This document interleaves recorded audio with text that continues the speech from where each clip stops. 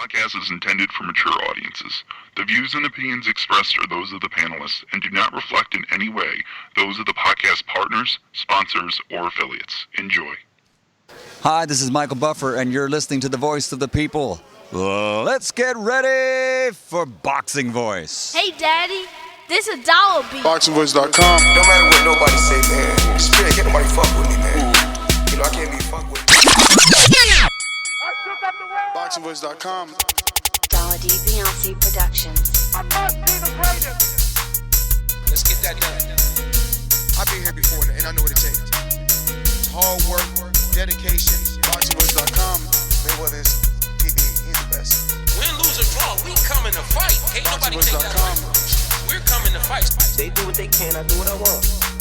When you look at how he throws that left hook, it starts out really low. We're going to see what kind of character he has. Oh, and the lefts and rights by Maidana. And it's all Marcos Maidana here. A lot of those punches off his shoulder. I think anybody out there listening or key, anybody, think that that's a dangerous deal to make. I think it's a perfect deal to make. That's it. 15 minutes. Can you be strong for 15 minutes? Can you? Listen, the concentration's weaving a little bit. Pick it up. Pick it up!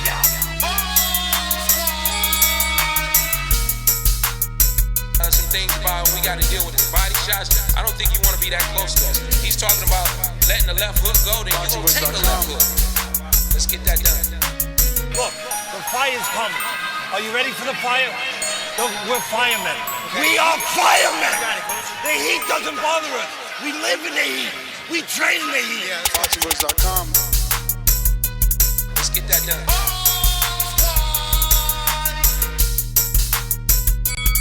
Danny, how much of the difference is it for you at this weight? You lost weight, man. Yeah, I'm working out. I lost like 35 Everybody's a threat. Puerto Rico.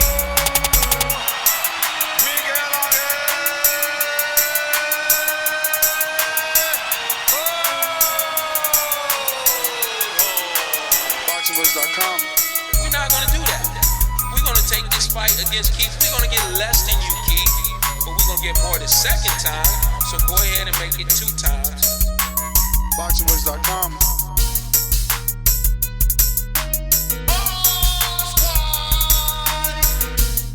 My job is to focus on boxing, going out there being the best that I can be. All right, you men receive my instructions. Protect yourselves at all times. Obey my commands. I want you to touch gloves now, men. Your boxer at the bell. Let's go. Good morning, TBV. Welcome back, ladies and gentlemen, and thank God we're all here for a lovely Monday morning, starting off the week right. And yeah, people are not going to be happy about today's news, as it is yet another Muhammad Ali Tyson Fury comparison. This time, the promoter that promotes or promoted both men now basically coming out and saying that he doesn't believe Muhammad Ali would have been able to compete with the much bigger, taller, longer Tyson Fury of this generation. I know we got some fight fans out there that believe our generation is the greatest. And then we got others that believe that our fighters cannot stack up in any of those older generations, right? But this is the debate today. Muhammad Ali, 61 fights, 56 wins, 5 losses, 37 knockouts. He is 6 feet 3 inches, 78 reach, an orthodox fighter from American soil. He's from Chicago. Tyson Fury, the Gypsy King, orthodox style, but can switch to southpaw. Showed us on the highest level he can do that. 31 fights, 30 wins, no losses, 1 draw, 21 by knockout, and holding, like Ali, a knockout win over their generation's monster. This is a very interesting topic, and don't forget that he has 85-inch reach advantage over Muhammad Ali. And Ali was a guy that weighed in the 210s. Fury, a guy that his last fight strategically put on weight to take advantage of the smaller heavyweight. So, very interesting. Bob Arum is now believing Tyson, or rather Muhammad Ali, couldn't compete with Tyson Fury. Now, I will say this, a long introduction, I know, but promoters promote. Ali is no longer promotable. Can't really make money off Ali, rest in peace. But we can off of Tyson. So is this just the top-ranked machine? So this is today's topic. The number to call in and give us your opinion on today's topic, 1-425-569-5241. Press 1 time. Voice your opinion right here on the Voice of the People hotline. In about 20 minutes, we're going to have Pistol Pete Dobson on, welterweight division, sign a freeway Ricky Ross, and looking to make a mark on boxing, hailing from the Bronx in New York City. And then we'll have heavyweight Jermaine Franklin, who claims to be the only undefeated American in the top 50. And we'll see his thoughts on Muhammad Ali versus Tyson Fury. Let me head on out to New Jersey's own. I'm the most brutal and vicious and most ruthless champion there's ever been. There's no one to stop me. Lynch is a conqueror. No, I'm Alexander. He's no Alexander. I'm the best ever. There's never been anybody like me. I'm Sonny Liston. I'm Jack Dempsey. There's no one like me. I'm from Nairclaw. There's no one that can match. Kid! Good morning, y'all. We back here with you. Please get your cup of coffee. Look at me. I can't even talk right now. Let me wake up again. Get your cup of coffee ready. If you're across the pond, get your cup of tea ready if that's what you fancy. Yeah, we're talking Muhammad Ali and Fury, and during these times, these COVID times, we've been doing a lot of fantasizing in boxing, right? Bro, I don't know. This is a very interesting one for me because if there was no Muhammad Ali, there wouldn't be a Fury, right? Because doesn't he take a lot from his style? So I don't know. Who does it best, the master or the student? But let's go on out to Enrique. What's up, man? Yeah, I just want to say I saw fight too. Stay focused, stay working my dad. Bro, there's no Enrique on the line. Why you setting me up like that? I thought Enrique was there. You make hella mistakes, champ. Your eyes don't work, I see. So what's up, man? Good morning. I was looking at the screen, but he dipped. Good morning, champ. How are you? I'm good, man. I'm good. For me, like I was saying, if we're just gonna get into it, bro, Muhammad Ali, man, I got Muhammad Ali. That's just me. Yeah, I mean, why? I mean, he's obviously the smaller guy, and it's crazy that Bob Arum said that. There was just that Muhammad Ali was just fighting a bunch of big, basically non-fighting taxi cab drivers or whatever he tried to insinuate. But I think that he faced some hard guys. So I don't know if Arum was just joking around or what. But Muhammad Ali fought a lot of tough guys in his time too. I mean, they didn't weigh as much as Fury, but Jack Dempsey fought Gillard, I think, in that time, and Gillard was like 260 pounds. My man Jack Dempsey was like 185. So he beat that guy. So I don't know, man. Size doesn't just automatically give me that outlook on a fight that he got him just because he's bigger. Yeah, I mean, I am on that tip. I do think that the size would be a problem. I mean, we've seen George Foreman give Ali all types of problems because of the size, and he's nowhere near the size of Tyson Fury. When he fought Ali, I think he was only like 220, Foreman was. So listen, Fury proved that he's intelligent enough to know when he can take advantage of his advantage over someone, meaning he strategically put on weight. So why wouldn't he do it again? It's just that simple. So, Ali would still have to wrestle Fury off him like Wilder did.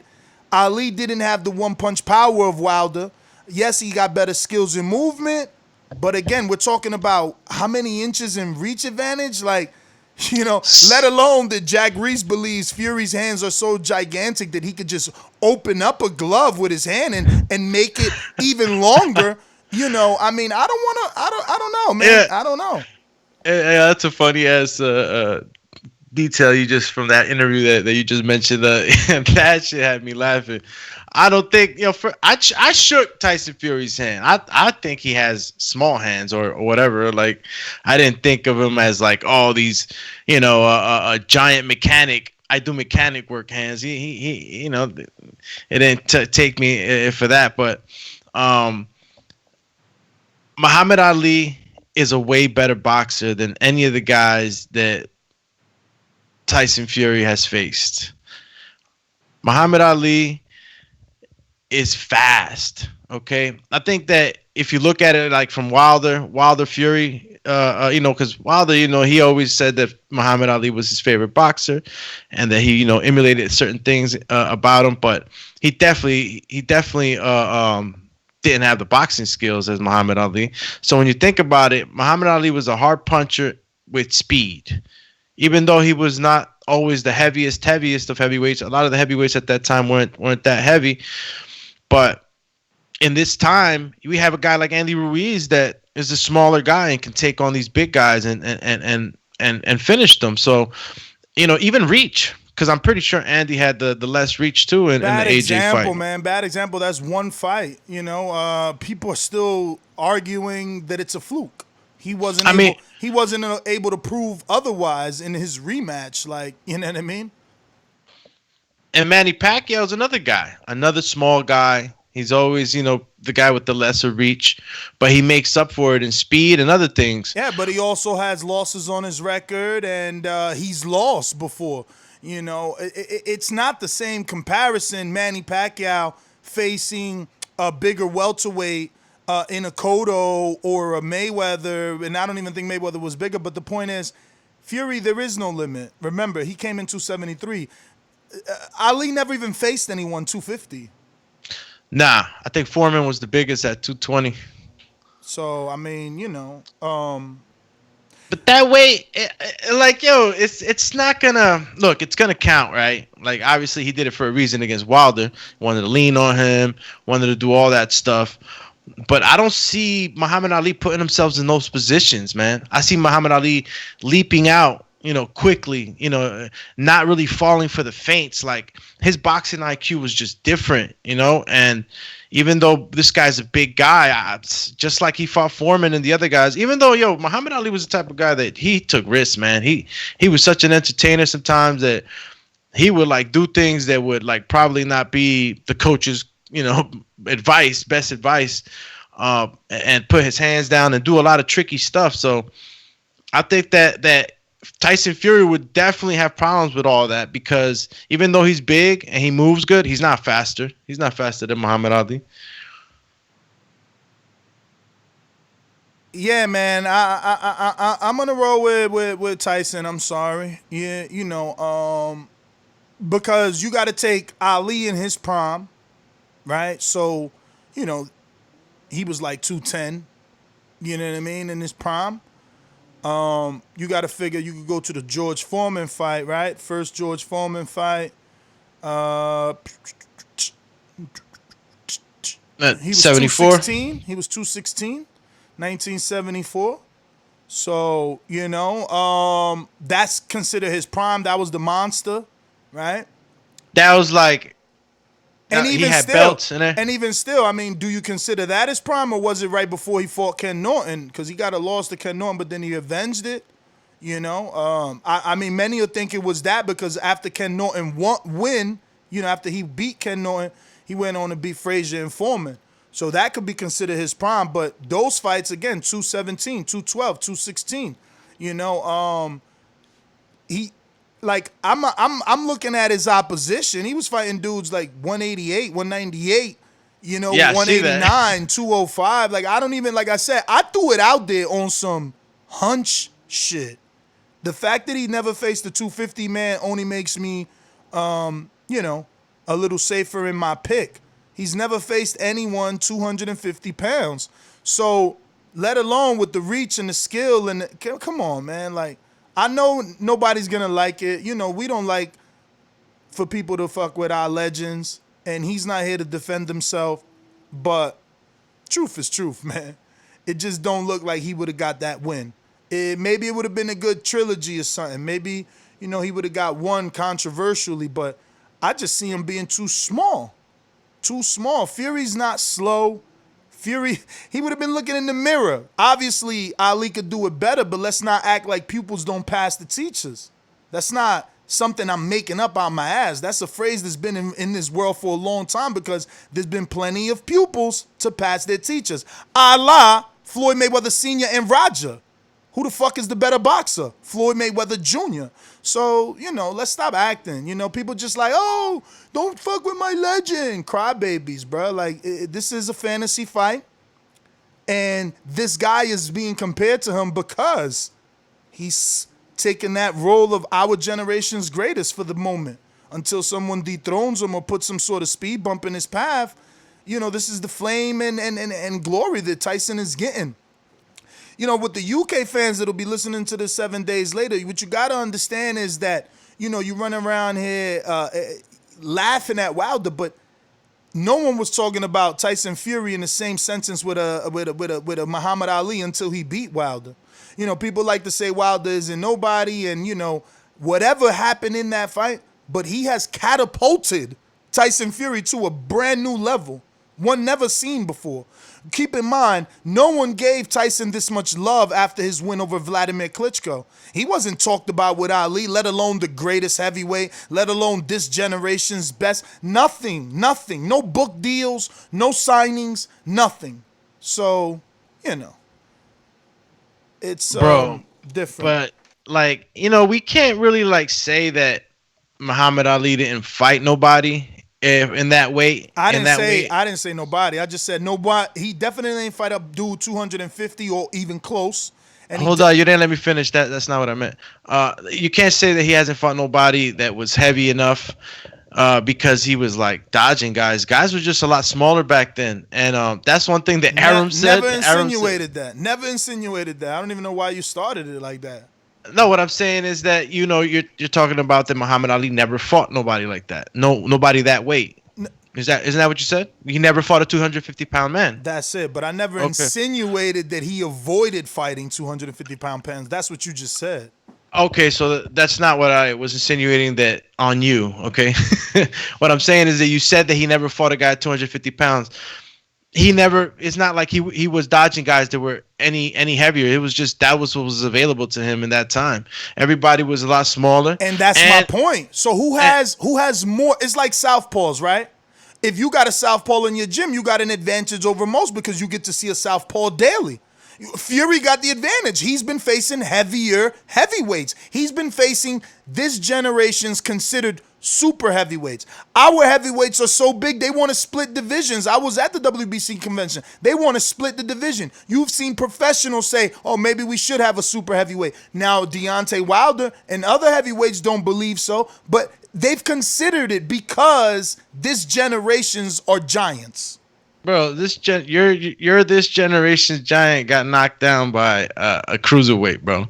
So it's like you're gonna sit there and say that like my man Muhammad Ali won't sit Tyson Fury down. Like it's so the power that comes from the speed that Muhammad Ali threw his punches.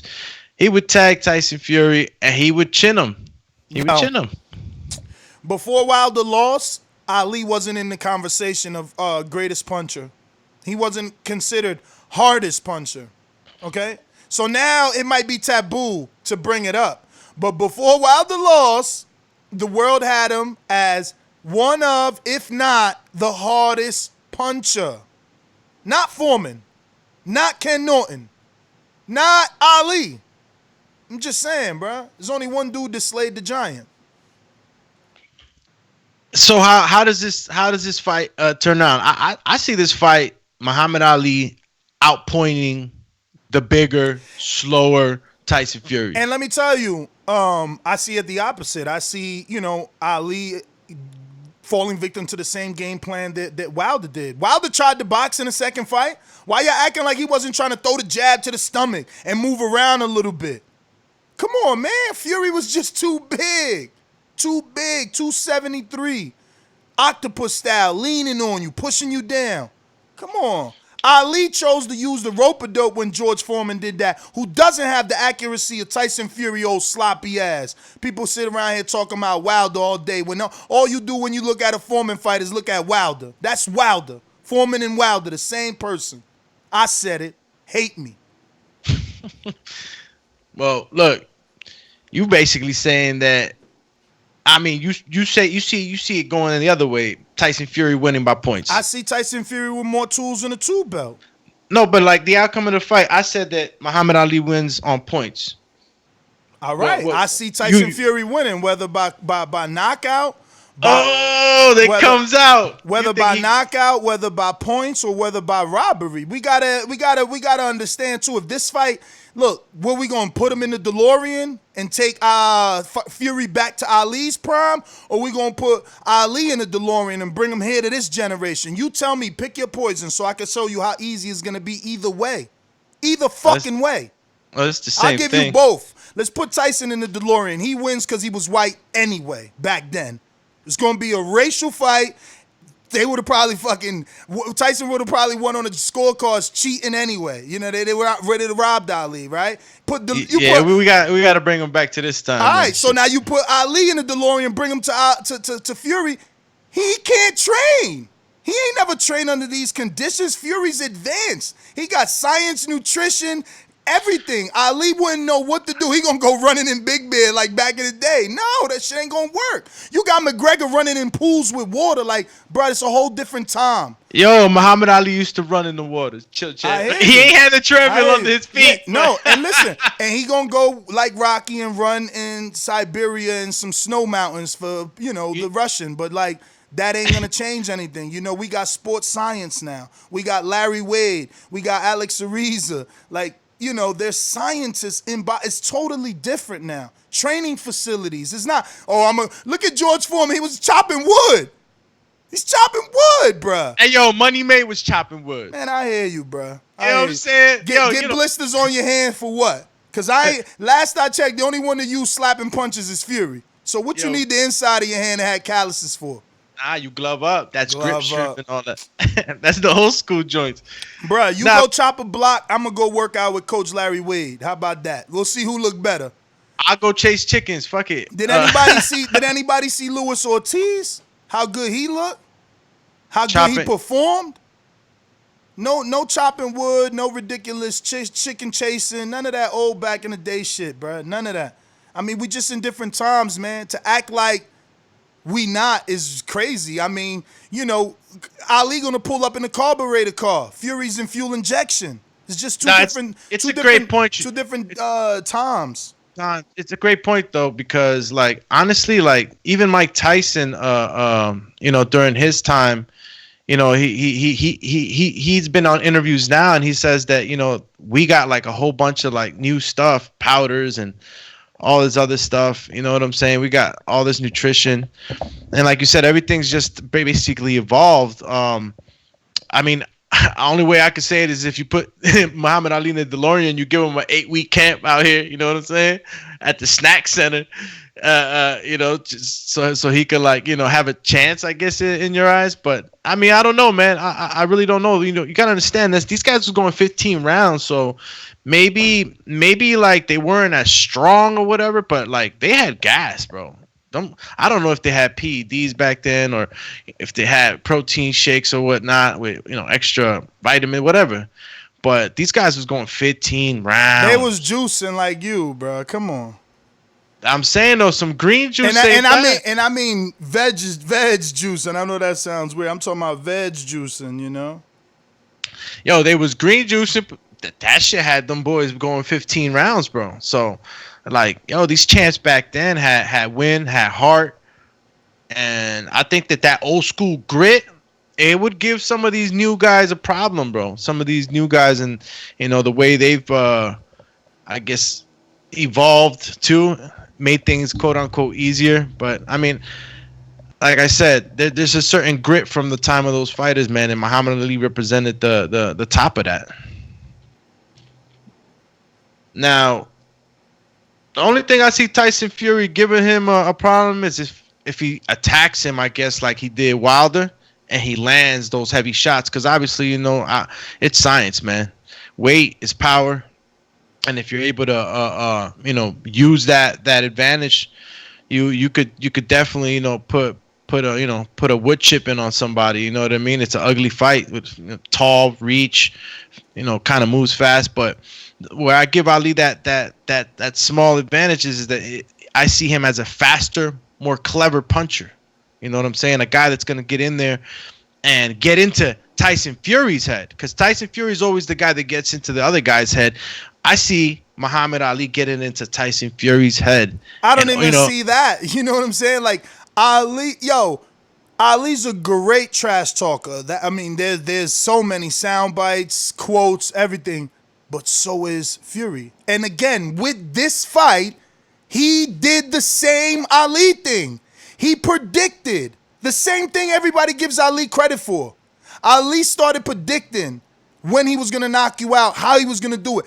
Tyson Fury just did it. I know y'all don't want it because this guy's an icon, but Fury is taking a page out of Ali's book, and that's why they continue to be, brought up in the same sentence. Let me go out to our co-host in New Jersey. What's up, man?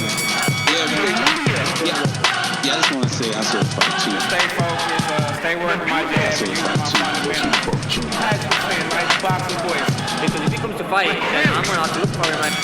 I saw a fight too. I think you accurate. Yes. Good morning. Pardon my tardiness. So we talking Ali with Tyson Fury, 6'9" Tyson Fury in 2020, facing 1974 Muhammad Ali. That's what we doing today. The vintage versus the millennial. Who do I go for? Automatically, I have to pick, just out of cultural decency, I have to pick. It's that kind of sport. Muhammad Ali, my man. What does that even mean? Cultural decency? Because I can't go against Muhammad Ali. It's part of my culture. To go against Muhammad Ali is not decent. See, and that's the problem people been making ever since Ben Davison said that. That's the biggest issue I hear is everybody want to make it this racial thing. This he stood for this. He stood for. Bro, we talking boxing. I'm talking boxing. You want to go talk politics? Go find you a politics. I'm not talking politics. I'm not talking to you. Saying if I had to pick who no, stop. I know. I'm just speaking in general. I'm speaking in general for the people that are going to call in. That's all. For the people that are going to call in, I'm speaking in general because they've done that when Ben Davison did a comparison. It's like, well, Ali did this, and he did this for people. Bro, we ain't talking about that. All right, that's not what I'm talking about either. Boxing. Okay, and we're being hypothetical. So you're being hypothetical, picking whoever you pick. I'm being hypothetical, who I am picking, who I am predicting is going to win, and that is going to be Muhammad Ali. You know what I'm saying? Muhammad Ali definitely would get under the skin. Muhammad Ali would definitely be elusive.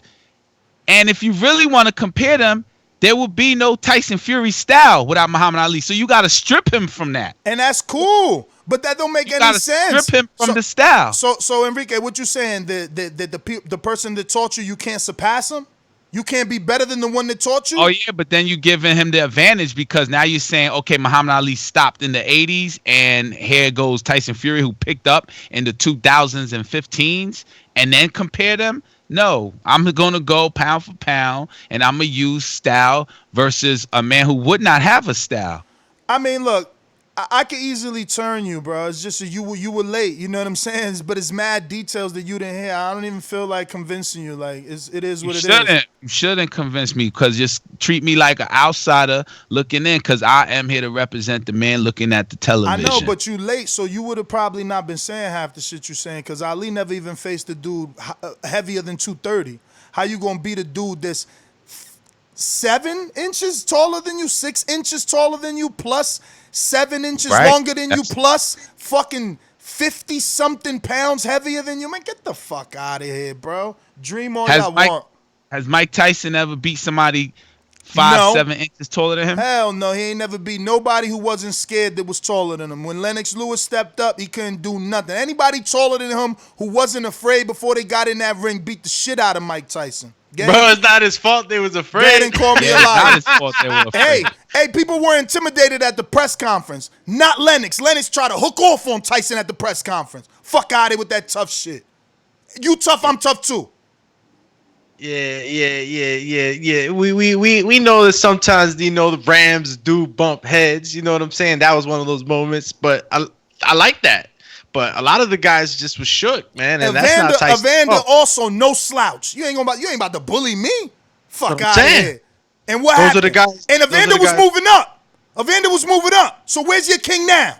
Talking about Tyson this, Tyson that. Oh, he could come back, knock out somebody. He could knock out Brazil. Well, cruiserweight Evander beat the brakes off him. So bad he got mad and fucking cheated and bit his ear off. Don't forget ever. Hey, yo, Holyfield headbutting him, though. He was Evander Holyfield was Lomachenko before Lomachenko. Lomachenko gets knockouts and frustrates people. Evander did that to Tyson way before. Way before. He got so mad he had to bite him. Come on, man. Hey, yeah, he was headbutting him, but I always go back to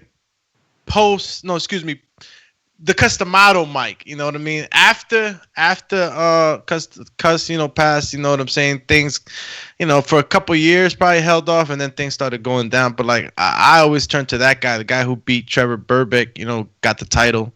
That's the Mike Tyson that I always remember. And shit, man. Look, sometimes the little guy beats the big guy, and like we've seen it time again. I mean, why not give that same measure to Muhammad Ali, who was a great boxer and he did knock people out, in the ring. So it's like, I'm with you, Kaz. You know what I'm saying? And this ain't about race. This is about facts. This is about straight up. What I'm able to see. And I've looked back on Ali's fights. Look. All right, y'all want to say race and stuff, but when the fighter enters the ring, he waves his flag. That flag, if you're part of that flag, makes you proud. That's the side you're on. So it ain't about race. It's about picking sides based off who you culturally connect with or who you just connect with emotionally. And some hardcores, America, right? America versus UK, right? So some hardcores may be like, yo, but Tyson Fury is fast and 6'9", and Muhammad Ali is slick and faster. You know what I mean? So there's still that speed, the faster slick that I will bank on. Slick and smaller. Yeah, I will bank on that. I'll put my chips on that. It's all a gamble at the end of the day. Yo, when Ali had to face his monster and George Foreman, he went life and death. When Tyson had to face his monster and Deontay, he didn't. Okay. So what you saying? He's saying he going for Tyson Fury. Hardcore status, like I'm putting my money on Tyson Fury. The advantage on height, and he's not a slow fat dude. He's a fast fat dude. Yo, let Tyson Fury would have fought like somebody like George Foreman back in the day, 220 or something like that. So what you saying that Wilder isn't George? Nah, what I'm saying is that George Foreman and Wilder, even though they have similarities, they ain't the same. I'm not gonna say here to say you're that right. They Wilder had more concussive power, and probably fought the better opposition. Where George Foreman fought like 10 straight cans to come back. And before he fought 10 straight, he was old. Before he fought 10 straight cans, he fought like 1 or 2 dudes before he fought for his title shot. So come on, man, let's just stop, bro. Let's just stop. Everybody gets brought up the same fucking way. These guys were fighting a lot more often too back in the day too. These guys, look at Fury, man. He comes back and he fights whenever he wants. Guys are not fighting like they used to back then. Like they might have been smaller or whatever, had less nutrition, but these guys, their grit was second to none, bro. These guys were really, really fighting 4 times a year, 5 times a year, and like call it what you want, you know what I'm saying? Like bums or whatever the hell you might want to call it, but like they were active and they were constantly fighting. These guys nowadays, man. Go ahead, okay. I was gonna say you got to be fair because like you're just saying nowadays and back then, you gotta be fair. You gotta say, okay, if Muhammad Ali was alive in the 2020 in boxing, you know how his training would have been, and with his mindset. Come on, man. And then you got to say, okay, well then strip Tyson Fury of all his millennial activities on boxing. Yeah, all those perks, and put him in the 70s. Would he be big that back then? Would he be that nice? Bruh, let me ask you, because we spoke about that, me and Doomy. So you don't think a dude as outspoken as Fury, as tall and big as Fury, in that day and age, in the 70s with Ali, wouldn't have got the nod on the cards just because it's racial?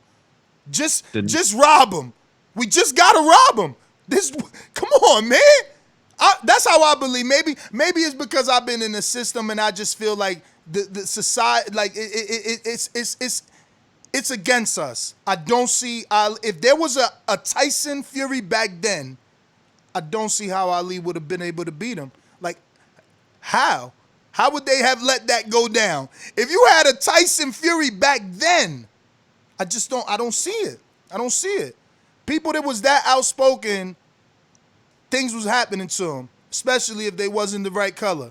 So, I don't know, man. I just think it was a different time. And we spoke about that. We spoke about putting Ali in this time and bringing Tyson back to that time. You know, I still find it difficult. Just to fight, man. Forget all the elements to fight, bro. We talking about 53 pounds? Yeah. There was some big guys, man. And y'all not forgetting, y'all forgetting 6 inches. And then another what? 7 inches of reach? Come on, man. Y'all just playing games. If Fury was just like this, 5, but now he shows you he could get on his toes, he could pop it, he could walk you down, and y'all still want to. All right, it's cool. Look, this is a fantasy fight. I can't prove my theory, right? If we had the game, right, the knockout game, I would pick Ali. He would probably stop Fury on the game. Maybe. You know, with his specialties. Maybe because on the game, you know that they're going to give Ali just a little bit more power. But, you know, we got to rate Fury's power after beating Deontay Wilder. But it looks like we got our first guest, Peter, a.k.a. Pistol, Peter Dobson. What's going on from the Bronx? Talk to us, brother. How are you? Good morning. And thanks for coming on. So, fellas, good morning. Good morning. I appreciate the opportunity, brother. So, if you could do us a favor, man, just, I guess, take us from the top, man. How did it all start for you and why boxing? I just been fighting. I always used to fight as a kid. I've been fighting all my life. So, like, my mom put me in a boxing gym. She thought it would, like, keep me from getting in trouble, whatever. I used to play ball. I used to get into a lot of fights over basketball. I used to talk a lot of shit. And, yeah, that's how I started boxing. Like, I came into the gym and I was like, I was sparring kids that have been boxing their whole life and I was beating them up. So, like, it just came natural to me, second nature, fighting. Something I was always good at. So talk to us about the connection with Freeway Ricky Ross. We had him on the show a couple of months ago, and he was telling us that he was about to start getting into boxing a little heavier than what he was. And now he's got like 12 fighters under his banner. So how'd you connect with Freeway Ricky Ross, and what do you see him doing for your future?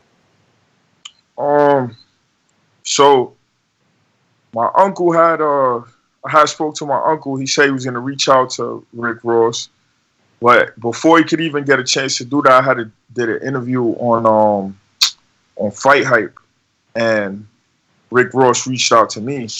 So from there, he started chopping it up or whatever. So now I'm working with him. I think he could open up doors for me. You know, he got a lot of connections, and I think he's hungry, like I am, and he wants to get into the sport of boxing. So I think both of us can help each other. Peter, what's going on, champ? Alex here with you. during these times, it's getting pretty hard to stay in shape, even get into the gym if you don't have your own at the crib. How's Peter Pistol Pete, staying in shape? I mean, I've been doing a lot of running, but luckily I got keys to the gym, so I'm in the gym. So I know a lot of people don't have that luxury, but I'm in the gym every day. What gym you at? I'm in a gym in Manhattan called Overthrow. Okay. But I don't have anybody holding the pads for me. It's just me training by myself. Cause my trainers they older, so they're not trying to take that chance training people. Yeah. So what you getting? A lot of bag work? Yeah, just hitting the bag.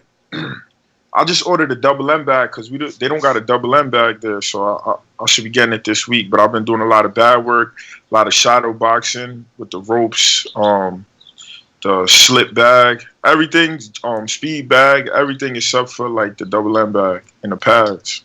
Now, a lot of us, being home, probably are eating the things we're not supposed to, right? How's your diet carrying out right now during this time? My diet is terrible right now, man. Good thing I don't got a fight lined up. You know what I mean? I've been eating terrible. I gained like 10 pounds over this, but I'm in shape though.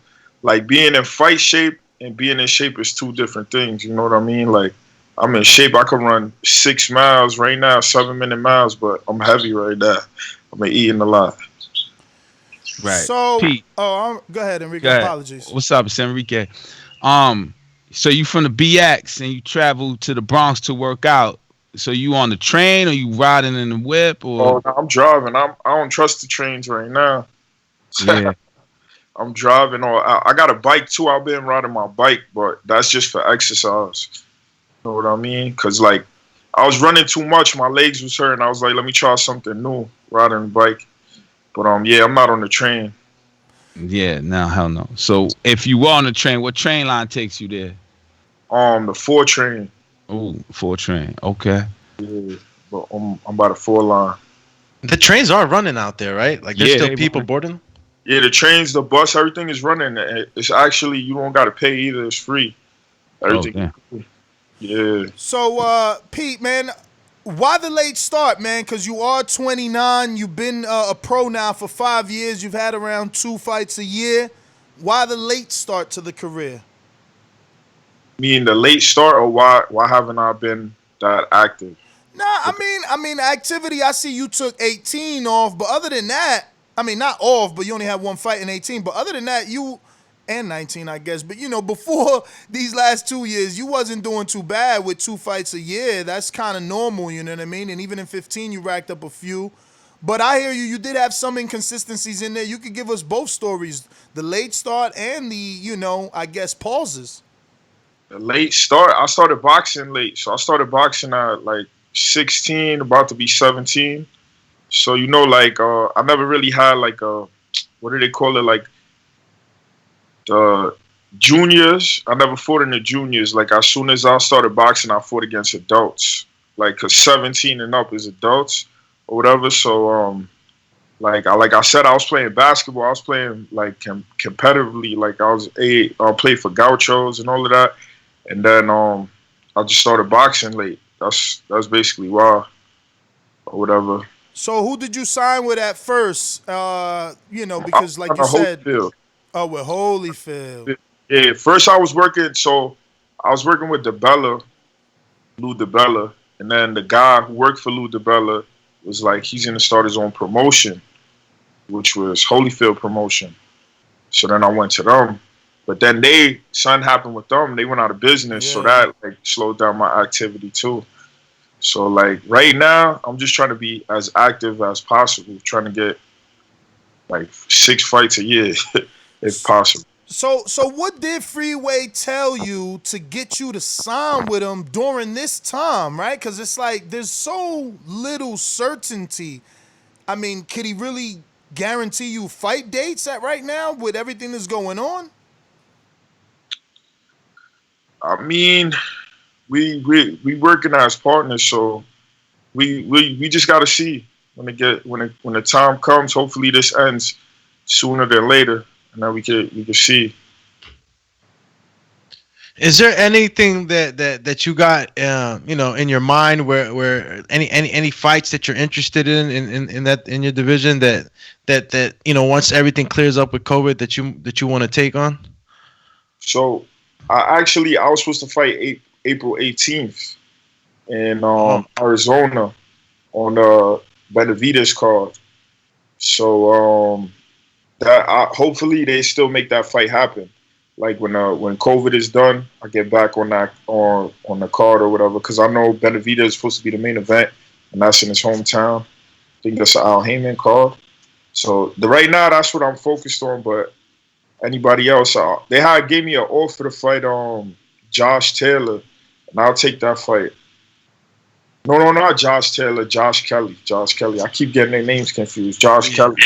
Yeah, Josh Kelly. And damn, how long ago was that? That was like,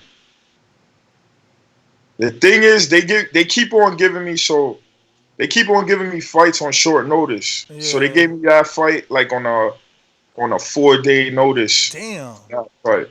Feel me? And it was in London. So I'm like, nah, it ain't worth it, champ. You ain't even got time to like get acclimated to the time zone. Yeah, so that's why I ain't take it. But same thing with Conor Ben. They offered me a Conor Ben fight, like but this is before I was with Freeway. How you getting these offers from the UK? How your name buzzing over there? The matchmakers thinking of you. Because I know a promoter from the UK. Okay. But, yeah, so he reaches out, but I think those were from Dazn. Those yeah. the Dazn fights. Those definitely Dazn fights. That would have been a good look, man. So yeah, those are 2 fights I'm interested in too. Both of those fights. You born and raised in Bronx? Yeah, I'm born and raised in the Bronx. Okay. I lived in Vegas for a little while. I used to train in Mayweather's gym, but other than that, I always been in the Bronx, born and raised. A lot of fight fans around, like people in your family or in your circle. Do they watch boxing? I mean, like, a lot of people watch boxing, but not in my I'm like the first boxer in my family. Like, I'm the first boxer, so like, but everybody supports me. The Bronx supports me. Everybody, Now, I was just trying to see if it's people around you that watch boxing enough to be like, yo, you look like Lamont Peterson. I swear to God, I'm looking at you like, yo, you a young version of Lamont right now. Nobody never said that. Yeah. Oh. My boy said that when I first like, he was my boy Joel. I think he used to train with Lamont Peterson. He was like, when he first saw me, he thought I was Lamont Peterson, but then he was like, nah, he recognized that I wasn't. All right, we got a few questions from the people. King Amin in Essex, Newark, New Jersey, stand up. He says the welterweight division is always stacked with fighters who seem to make the name for themselves with each win.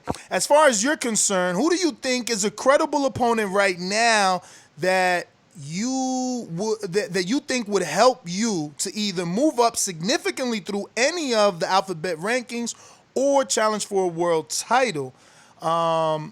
Who would you have your sights set on as an opponent? I know that's a big jump because you 11-0. People ain't doing their research. 11-0, pretty. That's a jump to go for a world title. You ready for that? Yeah, I'm ready for a world title. Like you said, I'm 29. My last fight, I fought a dude. I was 10-0 before my last fight, and my opponent was 16-0. So it really doesn't matter right now. I feel like I'm ready for that jump. I train hard. I treat every opponent the same. Even if I fight a guy 10-0, 11-0, I'm training like I'm fighting a guy who's a world champion. All I need is 6 weeks to get in shape. I'll fight whoever. For sure. We got the top guys. Big Casual says, which welterweight champ would you like a chance to fight first, Crawford or Spence? I'll fight. I don't have a preference. I'd rather fight Pacquiao though. I feel like that'll be a bigger fight. Definitely. But between Spence and Crawford, I'll fight either one. Doesn't matter. I'd rather fight Arum because he got 2 belts. All right. James Valdez, when and how did you get the name Pistol? So I fought in this tournament in the amateurs, and the announcer gave me that nickname. So I got it from announcing an amateur tournament. Called me Pistol Pete in Long Island. It's very much a Bronx name too, Pistol Pete. Yeah. Yeah. That's a Bronx name. I used to listen to the old Pistol Pete. Remember the rapper? Yeah. Yeah. Victor. What happened, Pete? I was gonna say, I'm close with you know Pistol Pete from like Soundview. Yeah. Yeah, really Terror cool with his Squad. pops. The one from Terror Squad or no? Because there's a No, Pistol no, Pete no. from Terror Squad too. Nah, the other one. Oh. But there's Pistol Pete's though. There's a lot of Pistol Pete's. Yeah. Pistol Pete, basketball player. Yeah. We got Victor Banuelo says Canelo Alvarez versus Jamal Charlo. Who wins and why, in your opinion? Canelo. Right now, Canelo is like the fucking the man in boxing right now. I don't think nobody's messing with Canelo. Look at his last fight. Look how he made Kovalov look. Like, Canelo's a beast. Definitely. Sony Wood says, "What's good, champ? I saw an interview you had done where you told of a sparring match that happened with you, with your buddy AB and Floyd was a spectator. Terrence Crawford and Sean Porter seem apprehensive about breaking the buddy and giving the boxing world a match. Isn't that the situation with AB? So I guess he's saying, are you two friends with AB to get a fight? Oh, definitely not. I'm not friends with him like that. I'm casual with him, but we're not buddy like that. You know what I mean? I'd love to fight AB, but I heard he's retired or whatever. He's going through some stuff. You know what I mean? The thing is, like, when I did that interview, a lot of people thought like I was trying to talk about AB. The thing is, AB put out because I don't really like to talk about sparring, but AB put the video out, but he put a clip of it. He didn't put the whole video out. So, like, it's not me bringing up the sparring. It's AB who brought it up, and Floyd, and you know what I mean? Definitely. We got J-Mac in New Orleans says, Demetrius Andre versus Jamal Charlo. Who you got? Or Canelo Alvarez. Who you got and why? Canelo Alvarez. But between Dimitri and Charlo, I don't know. I think that would be a goodie. I haven't seen anybody like Dimitri. I haven't seen him fight any like tough opponents yet. Like, he makes all his opponents look easy. So I want to see how he would do against Charlo. Like, all his fights look like easy work for him.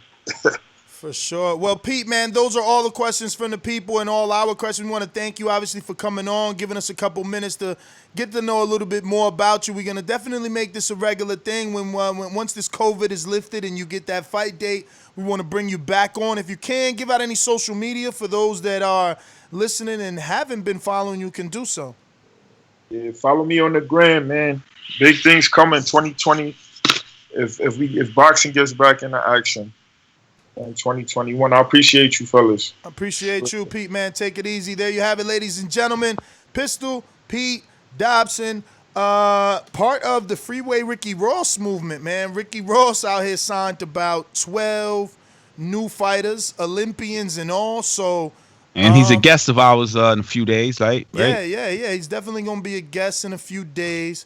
What's the promotional company? What's the name? Freeway? I don't know, man. We're going to have to ask him. He also's got a new Instagram show where he's interviewing everybody. So we also got Jermaine Franklin coming up in about 3 minutes. Heavyweight Jermaine Franklin will be on the show. We're going to be talking some heavyweight boxing with him. I wanted to ask Pistol, but we ran out of time.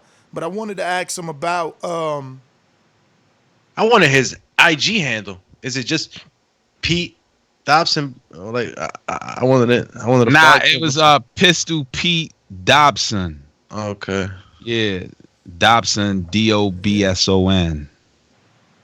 Yeah. There is a lot of Pistol Pete's out there, though. That's for sure. Yeah, there is. Jermaine Franklin is coming up next. 6'2" fighter, right? Yeah, heavyweights. 20-0, 13 by way of knockouts. Yo, my boy is the future. Chill. From Saginaw, Michigan, USA. I know, man. I mean, probably a lot of people don't know about Saginaw. You know what I mean? It's probably a small town.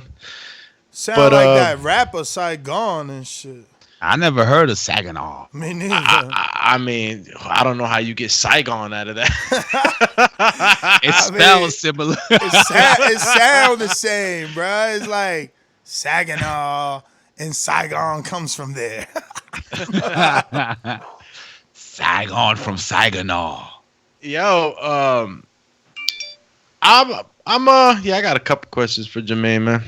Just a couple. Jermaine's whose alias is 989 Assassin. Damn. That's an area code. That's an area code, right? 989 must be where he's from.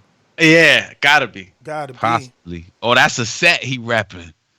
989 Assassin champ. Who he? Yeah, Pavel. He fought Pavel last. Pavel. No, but yeah. Look, listen. We need another. We need it. Not that we need another, but we need more American heavyweights. You know, and this guy's young. You know, Jermaine's young. He's 26, and you know, he represents the future. I don't see too many heavyweights. You know, coming up like that. You know, that are really getting an eye on them. Jermaine's one of them, and you know, he's from Michigan. Think he trains with fitness trainer. I think Lennox Reynolds, I believe, is his fitness trainer. Got a good coach, and you know, small towns too, man. It's good. It has a good feel, you know, especially when you're trying to stay away from, you know, the partying and a lot of craziness. I guess you can party anywhere, but you know, I saw some of his day in camp on Showtime from about a year ago, and you know, it's pretty cool to kind of get to know him a little bit. That was a good show. Did you catch it at all, Cash? Which show you speaking of, sir? Sorry, I got interrupted by a call. No, it was a Showtime day in camp. Jermaine Franklin. I got to see a little bit of it. It was a year ago, but it gave me a little bit of a feel of, you know, on what goes on in you know, in his life daily, you know what I'm saying, training and whatnot. It was pretty cool. But like I was saying before, I don't know if you were listening, like, we need more American heavyweights, right? Yes, indeed. I mean, well, we had Wilder. Give me a moment to introduce our next guest. Up-and-coming contender, Jermaine Franklin. He is on the line, heavyweight division. Jermaine, how are you? Good morning. How is COVID treating you, man? Hope you and your family doing well during this time. Yeah, all is well, man. How you doing? We are good, brother. Happy to finally get you on the show. We've been trying to get you for a while now, man. But we got a good topic today, you know, outside of having you on the show and our past guest, Peter Dobson, a.k.a. Pistol. We're talking Tyson Fury and Muhammad Ali. Bob Arum came out recently and, you know, basically said that he can't see Muhammad Ali competing with the Tyson Fury, who is, you know, 6'9", 273. What's your thoughts on the greatest of all time? Would he been able to compete, beat, or would he lose to Tyson Fury? I don't know. I feel that's a little absurd. I think Ali can compete with anybody. You know, honestly, in my honest opinion, Tyson Fury is a great boxer, but Ali's a boxer too, so it's hard to, you know, box somebody that's faster than you, that has the same skill set, but is faster and can move better than you. So I don't think that fight would just be easy for Tyson Fury like they think. I think that would be a super challenge for Fury. Now, let me ask you, we were going over Ali's resume, and we noticed that he never fought anyone, you know, that was heavier than 230, let alone a 6'9" person. So Fury had a 6-inch height advantage. How is it for you facing a taller guy? Does that come into play? Yeah, reach and stuff, height advantage is always coming to play. I'm kind of used to being a smaller guy now, so I'm kind of used to it in a way. But it's really just I look at it like a mathematical equation. If I do the equation wrong, I can't get to him. If I do it right, I'm right in front of his face. What's up, Jermaine? It's Alex here with you. I was gonna ask a similar question because a lot of the heavyweights nowadays are much bigger. It was a comparison that Bob Arum was making, comparing Tyson Fury to Muhammad Ali and how he's these guys are so much bigger nowadays. Is there anything that you guys do in Camp Jermaine? Because these are the guys you're going to be facing, you know what I mean? These are the top guys. They're really tall. And we see my man Wilder sort of make a mistake in the second bout against Fury. And he didn't prepare to fight as the smaller man. Yeah. How important is that? And what kind of things do you guys do out in the camp?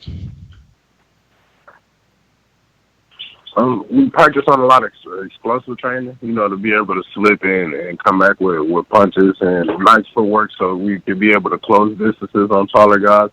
But I'm decent. I have decent boxing skills, so with taller guys, I just try to I want them to feel comfortable a little bit boxing, so I can time jabs and right hands. And once I get the timing down, I can come inside. And you what usually come in? What's the weight that you usually try to come in at? What's your heaviest and what's your lightest that you ever came in? My heaviest that I ever came in was the beginning of my career. It was like 260, 62 if I'm not mistaken. And the lightest I ever been was 225 or 223. And what kind of weight do you feel like you got to carry into a fight, like to fight the likes of Tyson Fury, Anthony Joshua, these big guys? I honestly think 230, 235. I got a lot of power. I can deal with the power. The weight won't bother me. But at the same time, the weight plays a part. Later down in the later rounds, they just have to fight a smarter fight. See, they have the weight, they'd be slower than me. I don't have the weight, I'd be faster. I have to use, my advantages the best way I can. And we had a misinterpretation, me and Nessa, on the city you're from. Well, how do you pronounce it? I don't want to kill it. I said Saginaw, but I could be wrong. It's Saginaw. Saginaw, it's an Indian name. Okay, Saginaw, Michigan. All right, not Saigon, right, Ness? So no, not Saigon. So Jermaine, man, what is Dimitri telling you? Because I feel like you're in a good position, man. He's got a couple of up and coming heavyweights out there that, if push came to shove, it would be some in-house stuff going on, but some names that can definitely propel you. If a fight with you and your stablemate, and I know you don't work out with him, but I mean stablemate in terms of under the same banner is Oda Wallin. He's made a name for himself with his fight with Tyson Fury. What did you think of that fight with Oda and Tyson Fury, first of all? I liked that fight with Oda Wallin and Tyson Fury. I actually think he might have exposed Tyson a little bit. I mean, Tyson still won the fight hands down, but when he was coming at Tyson, he was showing me a little something. Like Tyson fights good, but if you can touch him under pressure, he really can't do too much. Now, obviously, last year we had 2 opportunities to see you on Showbox. Well, actually 3. I remember the Rodell Booker fight as well. But, we got the Jerry Forrest and Pavel Sauer. Were those your best performances? And if not, what went wrong? No, that wasn't my best performances. Me personally, I can be honest now. Like, I was still getting used to the lights and the camera. I didn't fight on big stages, but I don't think I never fought to a fight of that stature. So I was still getting used to everything, and I was dealing with a little stuff, outside of the ring. So it's like it was a huge transition trying to, turn over my career to the next form of professionalism and deal with the stuff I had on the outside. I try to keep a level head, but I tried to make it work to my best of my abilities. But there's some stuff you can't stop, you can't change some stuff, so you just gotta keep pushing.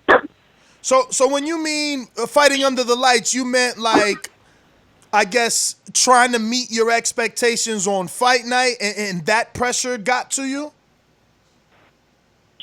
Yeah. Instead of just sitting back fighting my fight, trying to force myself to put on the show for everybody, instead of just being calm and doing me.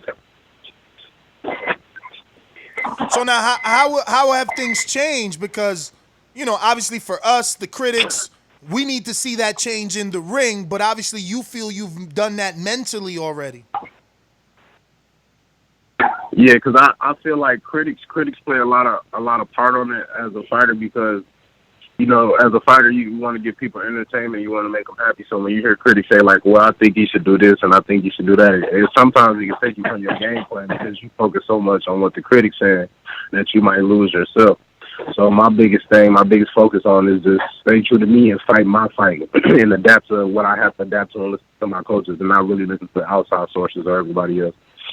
Now that definitely is a way to progress, man, because outside noise is distracting. That being said, who's the tallest guy you've sparred with? The tallest guy I sparred with was a guy named Julius Long, probably about 4 or 5 years ago. He was I think Julius Long is about 7'2", if I'm not mistaken, 7 feet or 7'2". Damn, 7'2". Is Yep. he a pro? Yeah, his brother's supposed to be in the NBA or something. I forgot the guy's name. Like they were some older cat.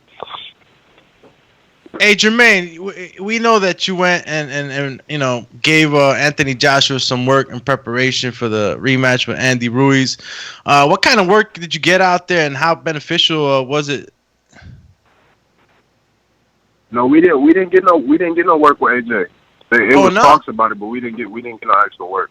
Nah, and you was also and going before to the be Corona stuff happened. you was going to be used for the Dillian White fight though, right? He was going to use you, right, for the Dillian White. Povetkin was going to use you. That's what the talks was. Yeah, Povetkin. Yep, they had got in contact with us. They wanted us to come out there to Sochi, but all the stuff had went on. So it's how to win. I wouldn't have been able to come back home. Yeah. Wow, I had that all wrong. I thought that you did get some work. All right, well, that's a great invitation. Don't know we wanted to though. Yeah, that would have been great, man. Yeah, I'm open to work. I'm open to work. If it makes sense and it's beneficial, I'm open. So you haven't sparred with, I guess, any of these top heavyweights, like a Wilder, Fury. Who else is very tall? Guido Vianello, super tall. You haven't gotten in with any of those names yet, huh? Joe Joyce, tall. Nope. Haven't got in with none of those guys. Half of boxing is all marketing and a half of strategy. I feel like at my position, a lot of guys want to invite me, but they don't want to invite me because you can be trying to scope me out, but if it don't turn out to how you want it, then I could possibly damage your fighter and know your fighter's game plan. So it's kind of like it's a little 50-50 situation. You know how boxing works. You really gotta take your time and just see who's pulling what strings. Because just because you're invited to a training camp don't really mean that it's just for you to spar. So, you really got to pay attention in this game. So, listen, Jermaine, do you think it's important to spar with guys the likes of a Wilder and Fury, or at least that tall, before you actually face a Wilder and Fury? Yeah, I always think it's good to spar top tier guys because you won't really experience nothing to that caliber unless you find somebody of that caliber. So I think sparring with them will probably be the closest you would get to preparing for something like that.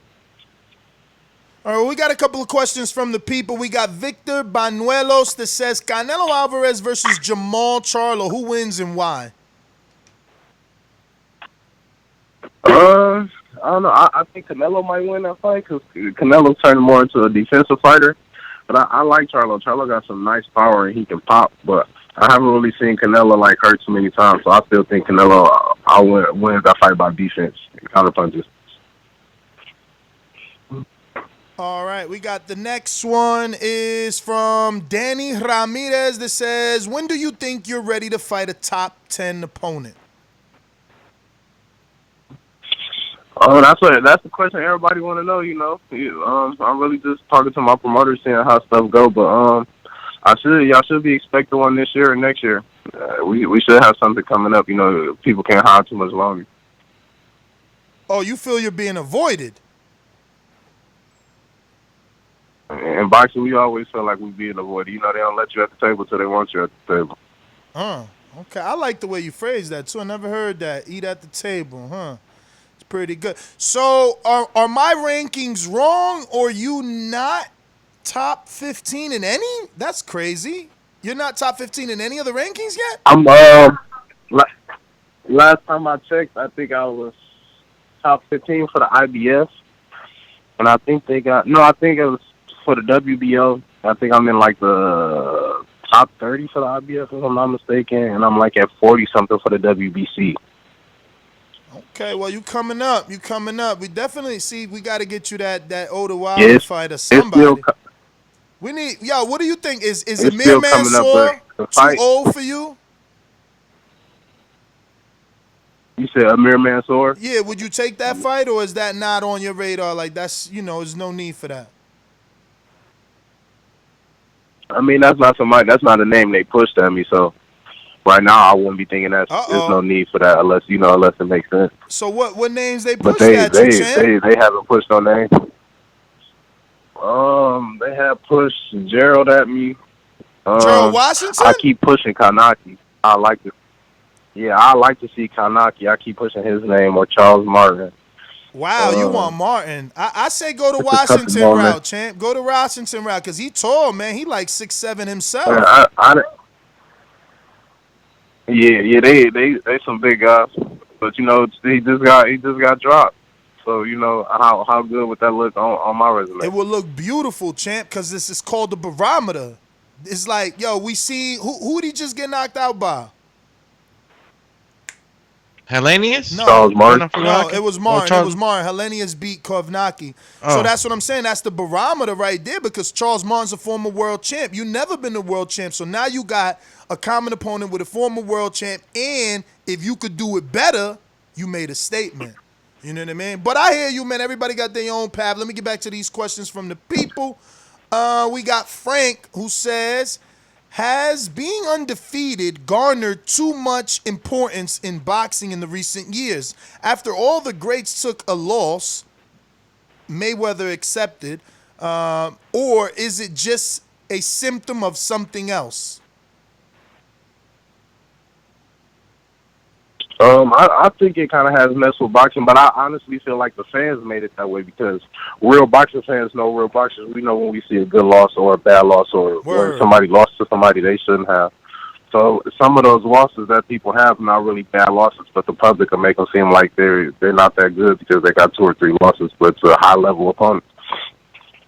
I agree, man, because I remember when Diego Chavez took that first loss to Keith Thurman, I was still high on old boy, and I was ready. As soon as he signed to fight Rios, I watched it. When he signed to fight Bradley next, I watched. You could lose and still be a person that people get excited about. But we got another one from Cali Fire that says, do you think you can get past Chris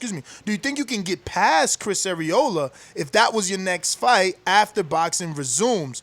Do you possess the gas tank to go 12 rounds of war with a Mexican-style opponent? I'm a boxer, man. I think I can take anybody. But the real question is, do Chris got the gas to punch at me for 12 rounds? I'm a smart fighter.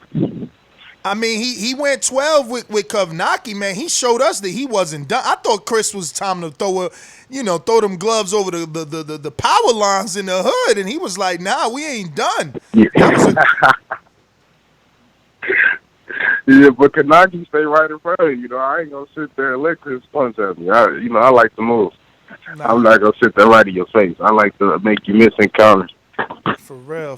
Nah, that's what it is, man. Hit and not be hit. I don't know why more people don't adapt that style, but Floyd Mayweather versus Canelo Alvarez is always gonna be a classic because of how cool he kept that front row. Everybody was nice and cool, like the AC was on, because all them punches Canelo missed. He was fanning everybody, but. And that's what I tell people. That first fight, everybody say Floyd was running, he was on his bicycle, but look at Canelo, he fights the same exact way now. Yeah, man. I mean, listen, you learn from the best, and iron sharpens iron is the phrases in boxing. We got James Valdez who says, when and how did you connect with Dimitri Salita, and what are your thoughts on how he's been promoting you thus far? I connected with Dimitri a couple years ago. We wasn't doing business together, but I knew him from around the council. Some of the fighters he had signed because I knew some of them personally. I feel like he's doing a good job. You know, since I've been with Dimitri, my career has exceeded. I had 3 TV fights. I got ranked for a couple titles. You know, I'm starting to make waves. People starting to know who I am. So I feel like Dimitri's doing a great job. Definitely. He's a friend of the show. We've had him on numerous times. We got J-Mac in New Orleans says Demetrius Andrade versus Jamal Charlo or Canelo Alvarez. Who you got and why? Ooh, shit. I like Andre. I'm not gonna lie. I think boys is running from him because I don't know, man. He's supposed to get way more big fights than he gets. I think they scared of the man, honestly. So you think Andre beats both those guys? I ain't gonna say just a flat out beat him, but I think that might be a 50-50 fight. Canelo might be the tougher fight, but I like Demetrius Andre. Like, he's nice. He's way nicer than what people give him credit for. All right, we got Galito in the UK says, name your top 5 American heavyweights as of today. Also, go get that Huey Fury or Bogdan Dinu next champ. Those are 2 good fights. Don't go Fury, though. Fury, you know, you're going to have to be in shape. I'm going to just keep it real. You know you're going to have to chase that boy down. He is a boxer on the back foot. Tall and long. You got to come in dog shit to hunt him down. But yeah, so who do you think your top 5 American heavyweights of today? You said American heavyweights or just heavyweight? Yeah, nah, just American. So, you know, just American. Let me see. I probably got a couple. I don't think I got 5 though. I'm gonna throw some American heavyweights at you.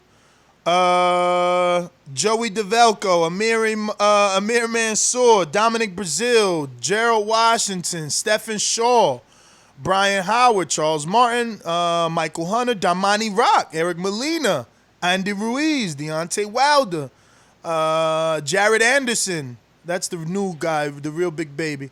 That's Joey Abel, you know, Joe Casamano, Gregory Corbin. Yeah, I've been a little busy. I haven't seen a lot of heavyweights this year. I've been kind of busy. Trying to think. Despite all, I like Wilder. I like his heart and his right hand. I think that's one of the best unorthodox heavyweights we've had in a long time. I like Wilder. I actually like Ortiz. Andy Reyes. I actually like Andy Reyes.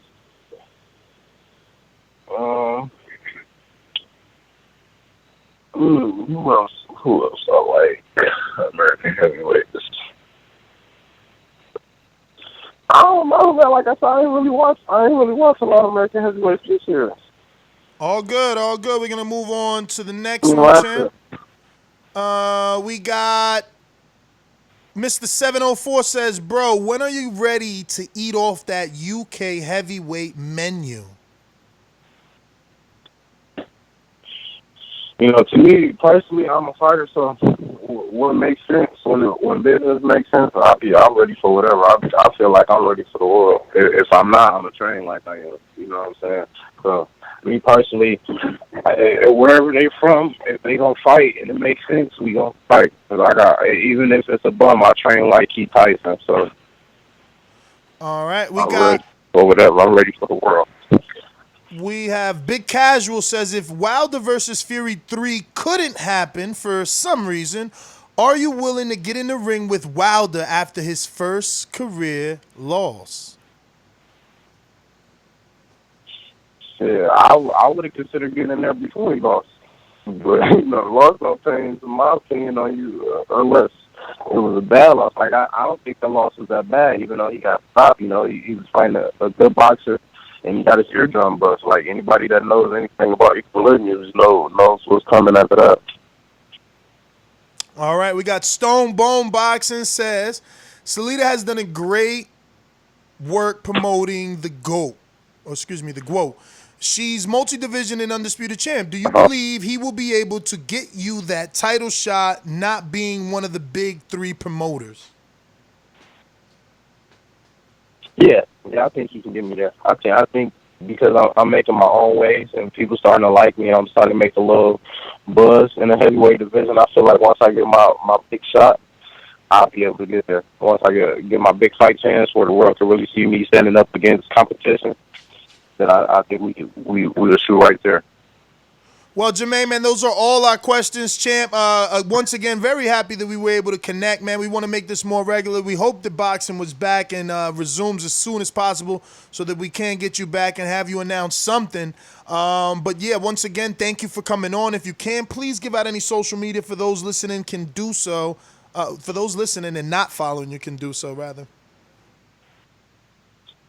Yeah, you can follow me on Facebook at Jermaine Franklin Jr., or you can follow me on my IG at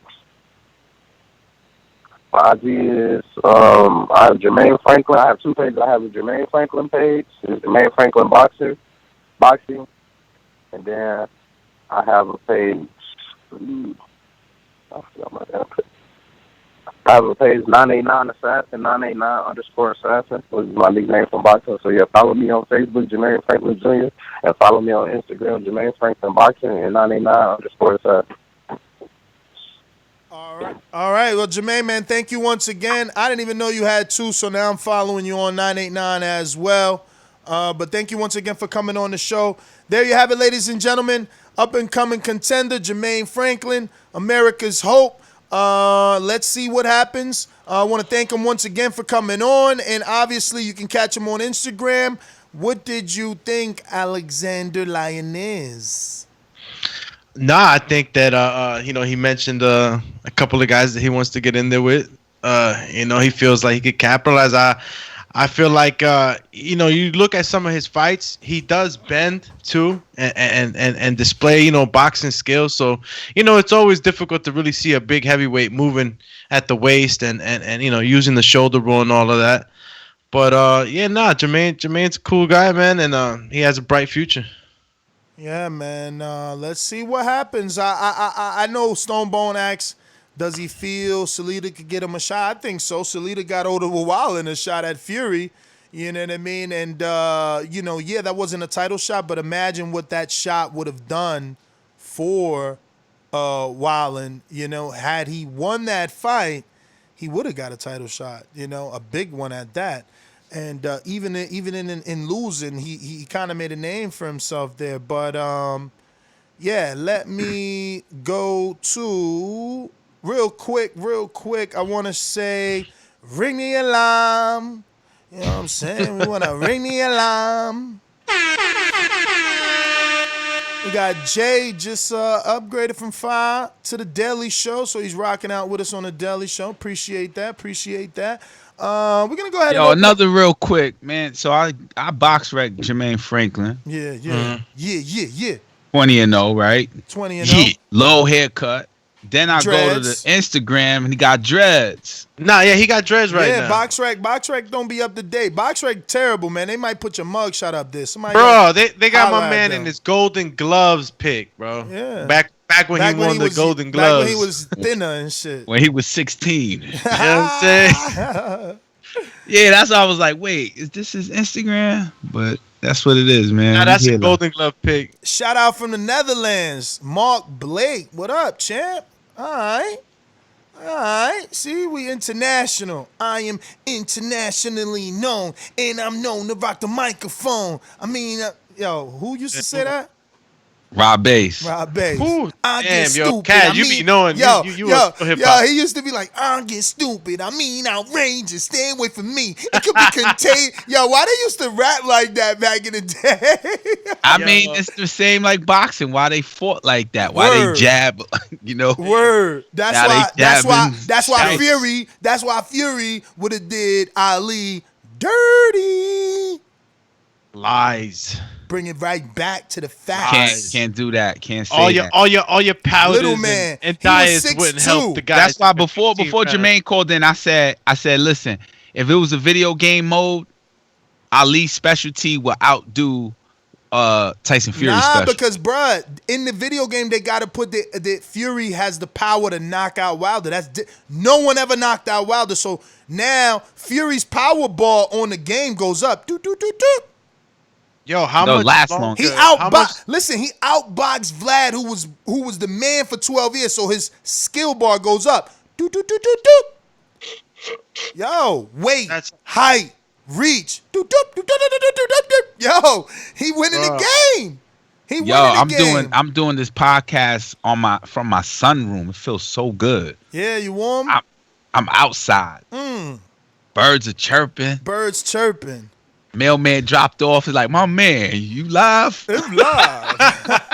Everybody live right now. I'm telling you, bro. Everybody is doing something from their home right now, man. It's crazy. But let's open up these phone lines. You know the number to call in, 1-425-569-5241. Press 1 one time. Voice your opinion right here.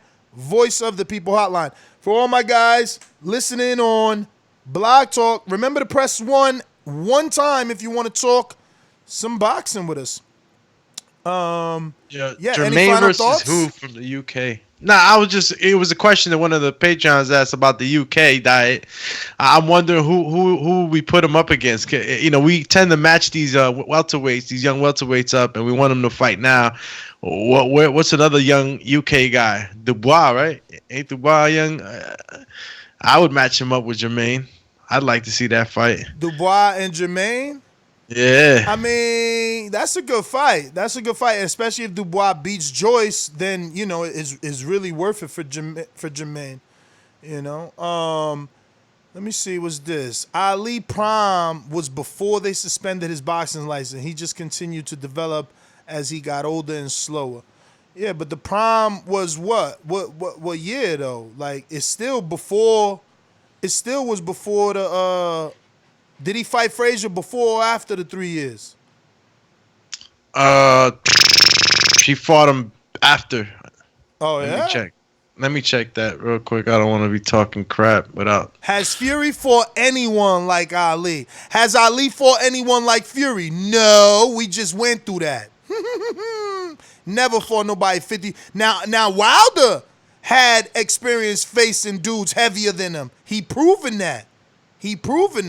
You know what I mean? But even he, that was something he used to talk about. Something he loved that he could do was, you know, oh, I'm going in. When have you seen a dude go in and give up so many pounds? That's what Wilder used to say. It was something he was proud of. So, you know, we can't act now like, oh, the weight isn't an advantage. Yeah, it is. The best Ali we seen is watch that Ali versus Cleveland Williams fight. And this is from Las Vegas Slugger. Eric Garcia, Arum talking about the dead man he promoted to sell the guy he's promoting now. That's it. That's all. And that's what I said in the beginning. Is this just promoting? Is Arum just saying what he needs to say because he got a fighter, you know, that he needs to promote? Yo, I don't know. He made some good points, though. You know what I'm saying? He made some good points because at the same time, you said it. We were gonna stick to our legend. We get really touchy when we talk about the legend. You know what I'm saying? And comparing them. I mean, we seen Tyson get touchy. You know what I'm saying? With Floyd saying that he's the best of all time. So, you know, things get touchy when you talk about Muhammad. But Arum wasn't at a place when he said that, you know, he would definitely give Ali problems. It's just that going back to those guys, and like I got the old school mentality, I just feel like those guys were grittier.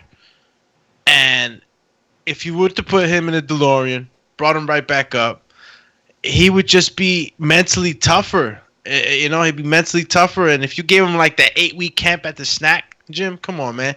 These guys have too much, I mean, not too much, but have many more advantages and all that other stuff that if these guys were privy to it, a lot of these guys from the 80s, 90s would have put it on these guys, man. Yeah, I'm a second what an experienced boxer said on the show, Jermaine Franklin.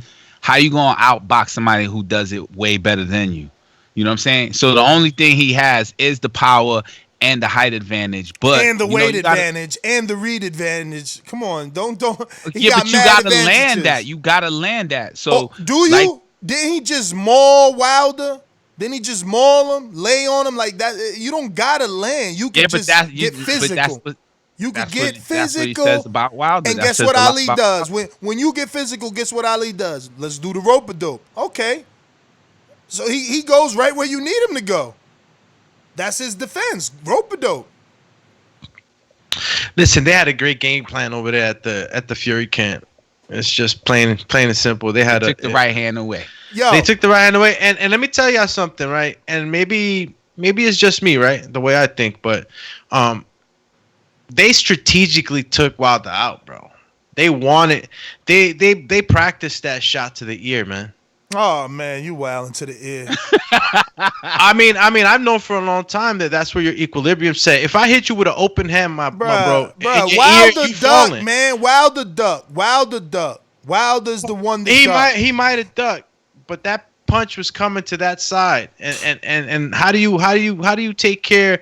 You know, how do you hurt a guy, a real scary guy, and take their balance, take their aim from them? Now he can't even throw the right hand at you. Well, Ken Porter was on the show, and he talked about how important punch placement is. I was in this gym too when we was at the Vegas, and we stopped by the Sean Porter Performance Center, and you know, punch placement is very important, bro. And they worked on a great game plan. That shot. And we could argue back and forth whether it was planned or not.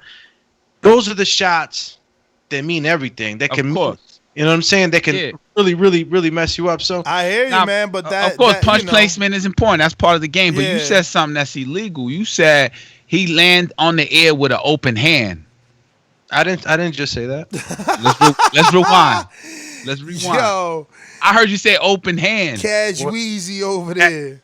Cash Weezy, what else are you paying attention to? Listen. I heard you say open hand. I'm being dead honest. No, seriously, no, I didn't say open hand, but if you're referring to the glove, to glove gate and all that. On the air with an open hand. Listen. It wasn't that. Excuse me, sirs. The question is this. We got Louisville Slugger, Las Vegas Slugger, LV Slugger. I don't know. I think it's Las Vegas, right? Las Vegas, LV. Right. Slugger saying, when Wilder comes back and knocks out Fury in the third fight, then nobody's going to remember Fury. Fury will be famous. I feel like I don't even think Wilder can knock him out. Wow. I know. He showed signs of possibility in the first fight. Yo, and that shit is so far removed. Like, that shit's so far ago. Like, yo, Fury's taking them right hands even better in that second fight. He didn't even get hurt. He didn't even go down. He didn't even get wobbled, staggered, nothing. He can't keep continuing to depend on the knockout. He got to go in there and let the knockout come naturally, and concentrate more on his boxing and setting up the shot. Y'all keep saying that. Yo, we gonna have to do a film study. My man was boxing. He was boxing. He was shooting more jabs than we ever seen. He was shooting it to the body.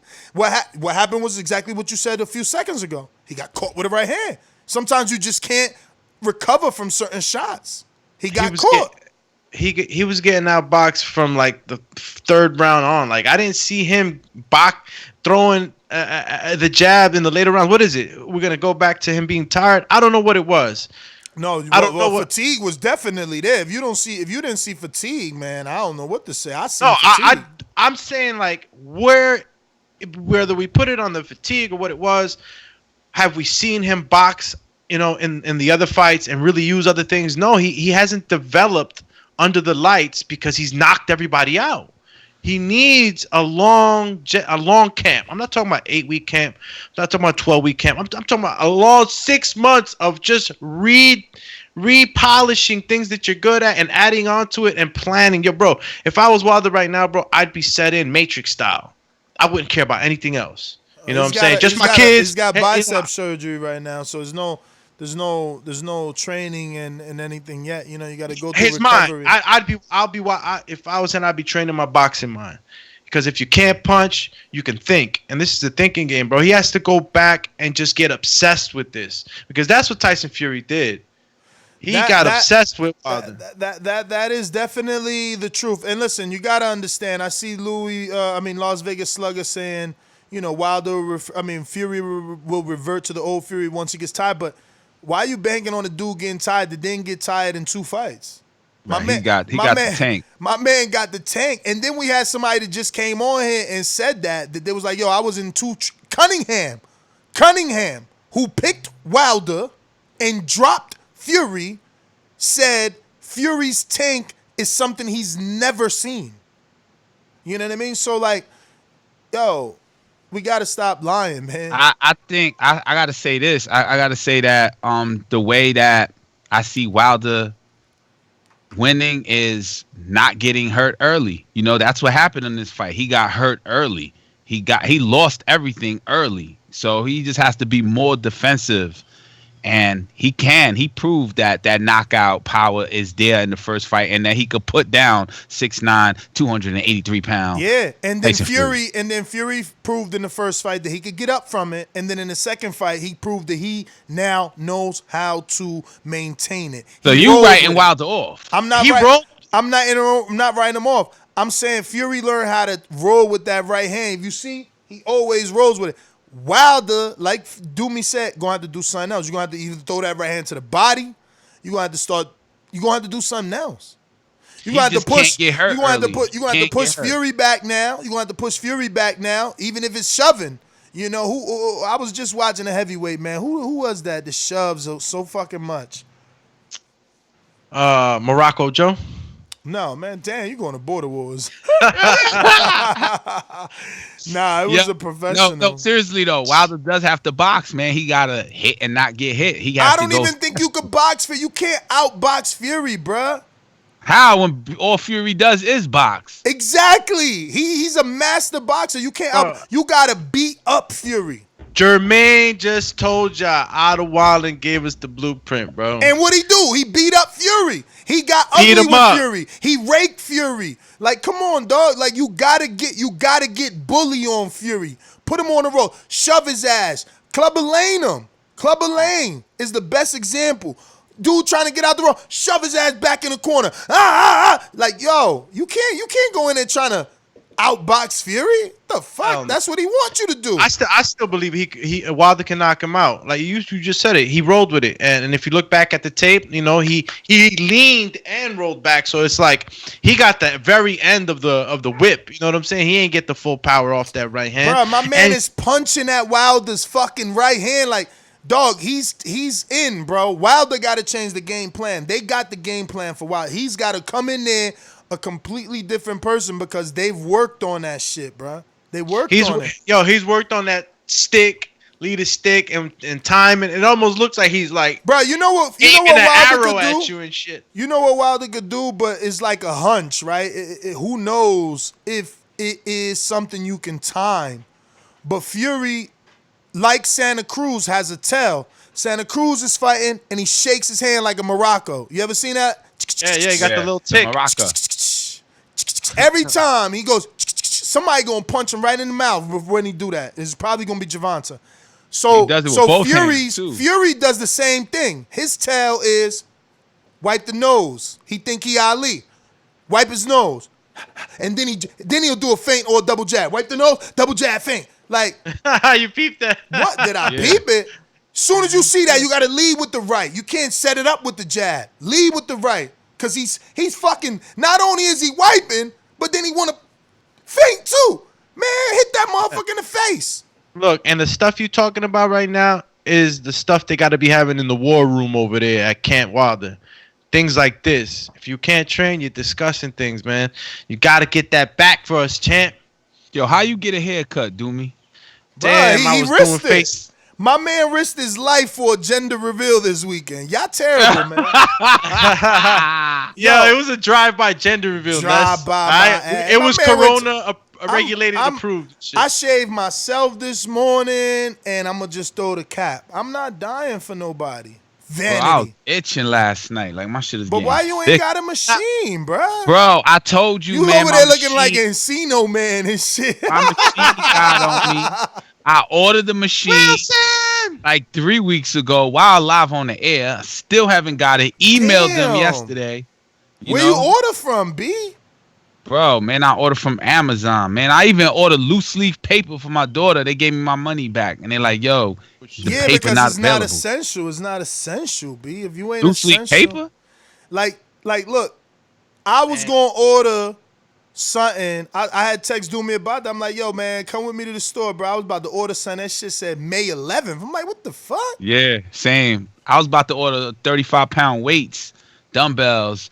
The shit was like July 15th. I was like, get the fuck out of here. That shit Monday. Yo, you ain't got no rocks, damn. Nah, I got 20-pound dumbbells. That's it. Nah, just do it slow. Put it in buckets, Bruh, do it slow. That's Do what it I've been slow. doing. I've been doing full body slow, like. Yeah, and tell me that shit don't burn. That Yeah, burn. I do. I set the clock for 3 minutes too. It burn, man. It burn. You do it slow. All right, we going back to the phone calls. Did we ever open them up? I don't even know. Yeah. Nah, we ain't. Never even played the intros. I mean, sponsors. No sponsees, man. What? Remember to rate us 5 stars on iTunes. Say what? My man got a These calls are brought to you by El Yo, Camino wildin'. Electrical Services, experts in electric Wildin'. vehicle charging stations. I For ain't- Baba have consultations a and mask on. turnkey installation, visit us at El Camino Electrical Services. Bruh, them clippers touching other people's neck. They sweating. Nah, You know what I'm actually, I'll be saying? honest with y'all. I try to play it off like I did it myself. You know, I was messing with people on Instagram, but the gender reveal we did is my girl's best friend, and her boo is my barber. So we had to include So they don't him. got coronavirus because that's his friend. Get the No, fuck out nah, of here. they've been quarantined and you know Nah, he's I'm legit, messing man. He with came you, with his man. little briefcase, sanitizer, everything was legit. But anyway, the reason I got the haircut was because we had to tell him about the surprise. You know, we had to include him in some way. So when he came over, he came through with his little briefcase. I wasn't even expecting it. I was like, what? I was like, shit, hell yeah, man. Man, I got the cut, man. I got lucky. I got real lucky. You could So get it's a you baby could do shower it. kind of thing. You could do it. You could do it. Like if you got the cooling spray, right? It's disinfectant for the clippers. You know what I mean? They hit your clippers up, then they can alcohol them down. Yeah, you he had know. the barbicide. He could throw You know the what I mean? mask on. He could do some latex gloves. You know, but you know, I wouldn't use the cape. Like I wouldn't use the cape. You know, I would make sure my seat was white. Like, Well, he ain't Yeah, they gotta cut. wipe He ain't the cutting seat. people's hair though. Like and during this whole time, he's probably cut like maybe like 3 people's hair. Like because he has 2 kids and he has one on the way, so he's like very, very, very like I ain't going to Them just cut your combs. hair. Yeah. Did he have the mask on though? Oh yeah, he came. Yo, you should have seen my man, bro. He came with the mask, gloves. He was walking. He parked the car. Did he have a real mask? Because I'm tired of seeing Hispanics out here. Yo, I seen a Hispanic the other day with the fucking mountain mask to train. I wanted to just pull over and smack him. I see somebody with that. Bro, why they doing this, bro? It's so many people breaking the law that is sickening to me. Like everybody, and I don't mean it like, oh, breaking the law, like Patty, you know, the phone call lady, but it's just like, bro, like why y'all, like, is it that expensive to get a real mask? People out here putting scarves on, putting like I said, the mountain training mask on, like, come on, Well, man. the scarf has been approved, like you know, because the mask purpose, you gotta remember, is for you to protect people from you. Yeah. So if you got a mask on, you're protecting the person in front of you. You know what I'm saying? So a scarf also is assisting in, you know, the droplets coming out as you speak to them. You know. Man, I don't know, but like I see people out there looking like my man Bane, and I pulled over to the liquor store to go get a bottle of wine. Right, you know, I'm going into the liquor store. I gotta have gloves. I gotta have my mask. I gotta be all protected. So this guy just pulls up, and bro, when I tell you, if it was an oxygen mask, I ain't never seen nothing like. He literally looked like Bane.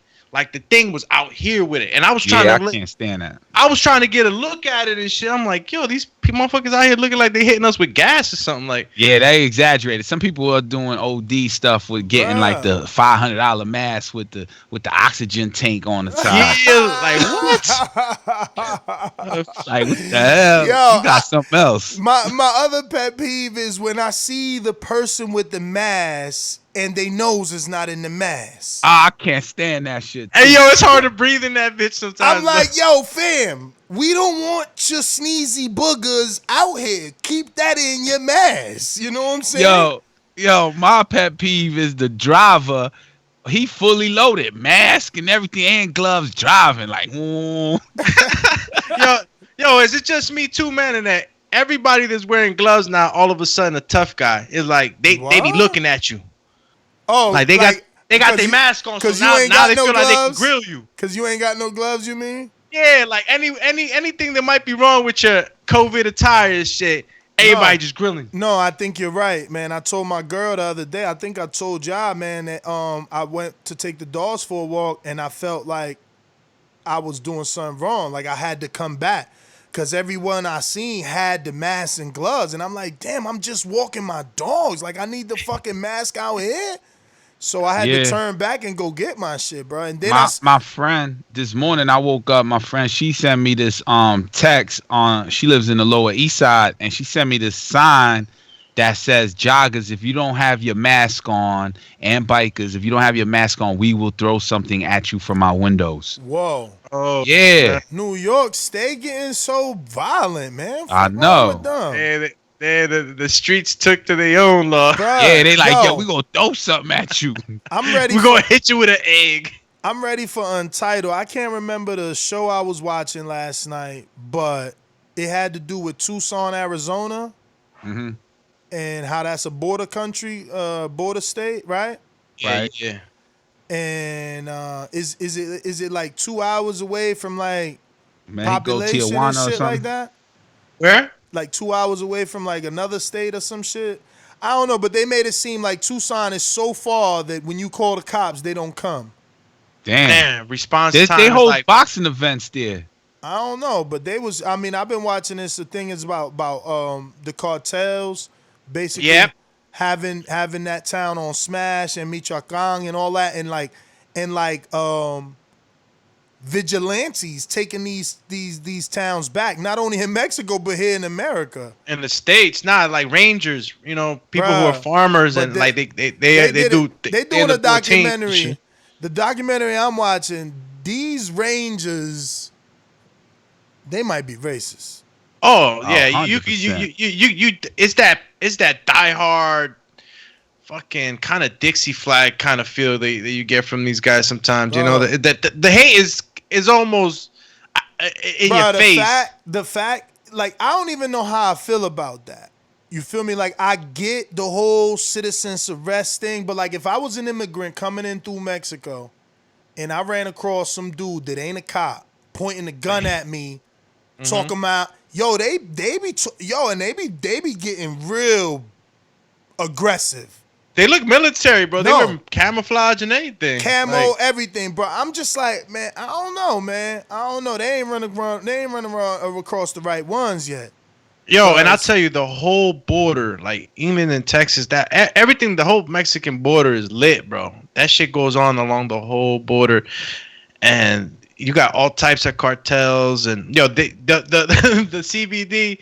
I mean, the Border Patrol will be looking at the cartel from the other side. They'll literally just be doing a stare down. And they can't do shit to each other. And then you got the pollitos, you know, el coyote. The pollitos are the people that come, you know, through the border, you know what I'm saying? And the coyote is responsible for them. But then you got the mulas. So you got the pollitos and the mulas. The mulas are the people that, you know, they tag a fucking 50-pound backpack on you and shit full of either weed, kilos of cocaine or whatever, and all that shit's getting through the borders. Sometimes, but that shit is so old school. I don't even know. Like, I seen a movie where they using drones. Why they still using people walking with big ass sacks on their back, man? I was watching that documentary. You couldn't pay me enough. I don't care if I'm Mexican and I want to get to the border or cross the border. I'm not. Why would I do that? I would find a way to do it myself rather than them sacks look retarded on their back. I don't know how they walking with big that. Blocks. They big blocks. Huge. And let me tell you this, like you're carrying that shit, bro, through heat and then through and cold. Water. Some of them be drowning trying to cross that water. So let me tell you how the Rangers and the Farmers get pissed off. Nah, champ. Say that for Untitled. Let me go out to these callers. You know what I mean? Right. Damn, I went full Untitled on you. We go on a Stonebone Box. We went to both. We went to both. Stonebone Box and talk to me. What up? What's good? Man, we got to get over this nostalgia with the. Listen, man, we all in our 20s and 30s. We run around here acting like we 50 and 60, like we are dads and granddads. Oh, it was the greatest time.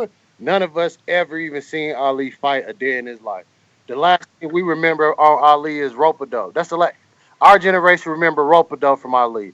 I mean, if you're a Muslim, you understand his socialism and activism if you're a black Muslim, but just most of the people, they just remember dance around, rope-a-dope. They don't remember how great Ali was or was not. And I know all of y'all probably still eat McDonald's. Do y'all remember the day that your mama told you that wasn't a real hamburger meat, that was a soybean patty? And you was like, God damn. And none of you stopped eating McDonald's.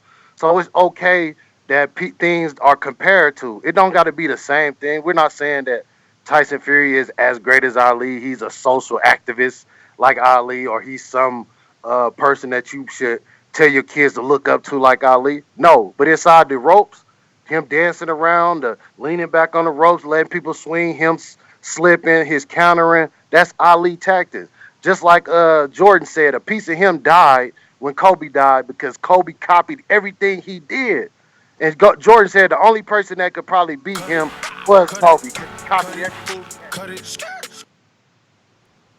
Yeah. I mean, is that the same argument? See, I don't watch basketball. Do people argue about could Kobe beat Jordan? Yeah, all the time. Even LeBron is, LeBron. I don't watch basketball either, but I always see the comparison like LeBron, Jordan, Kobe, Jordan. So who's the better basketball player, LeBron or Jordan?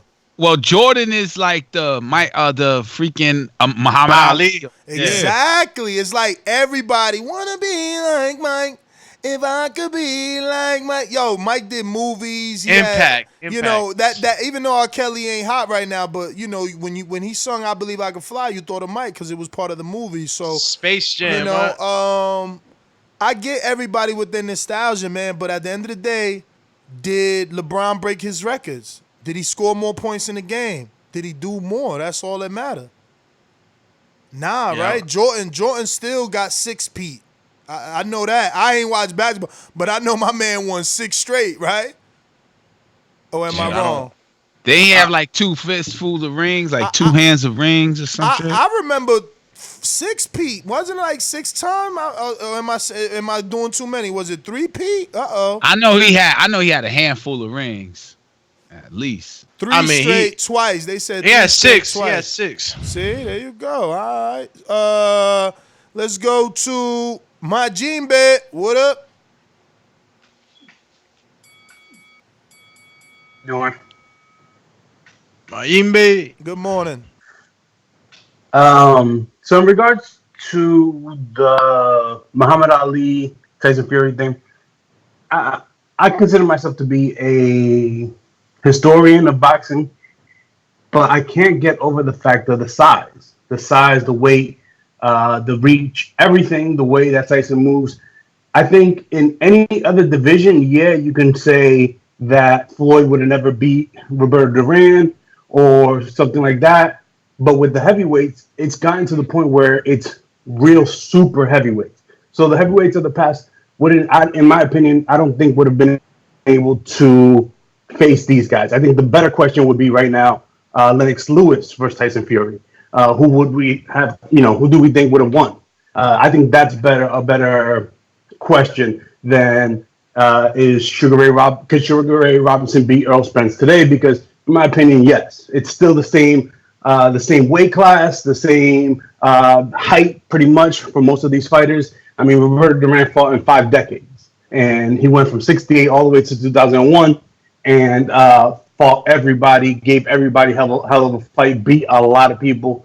So I think the fighters from yesterday could compete with the fighters from today, just not in the heavyweight division. I'll take my other call later. So I just want to remind everybody to check their payment status. A lot of people say, yo, I'm not getting the link. I'm not seeing the notification. Every first of the month is when they charge. So if you, you got to check your card. It might have declined. It might have not. You might have not put your security code. I don't know, something with the card, and then you should start seeing the links again.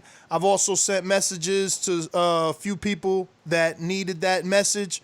So, some of them already hit me back, and we're grateful, obviously, because I don't think that you even know, So, yeah. But if you can't see, remember, we're doing something every day. So if you ain't seeing new posts at least once a day, check your card status, because I'm posting every day, whether it's a show or an axe, one of the people we're interviewing posts, a poll, topic recommendations, untitled, film study topic and recommendations. You know what I mean? All that stuff goes out daily. There is something. I also put out press releases. The other day, I put out a bunch of press releases for all the PBC content, because I want you to also stay updated on all the interviews with our favorite fighters, So if they're on whatever platforms, I sent you that schedule as well. So make sure that you're up to date, even though I did put out some of those as free posts as well. The schedule with PBC, obviously free. So yeah, man, just check your information. We're going out to Troy. What up? Good morning. From what I caught, you were mentioning having the tools and so forth. That's part of the conversation that I heard you say. But you can have all the tools you want. The conversation is Muhammad Ali can't compete and Tyson Fury. Muhammad Ali can't compete with Tyson Fury, is what Bob Arum is saying. He feels like he couldn't see him competing with Fury because of the height difference and the weight.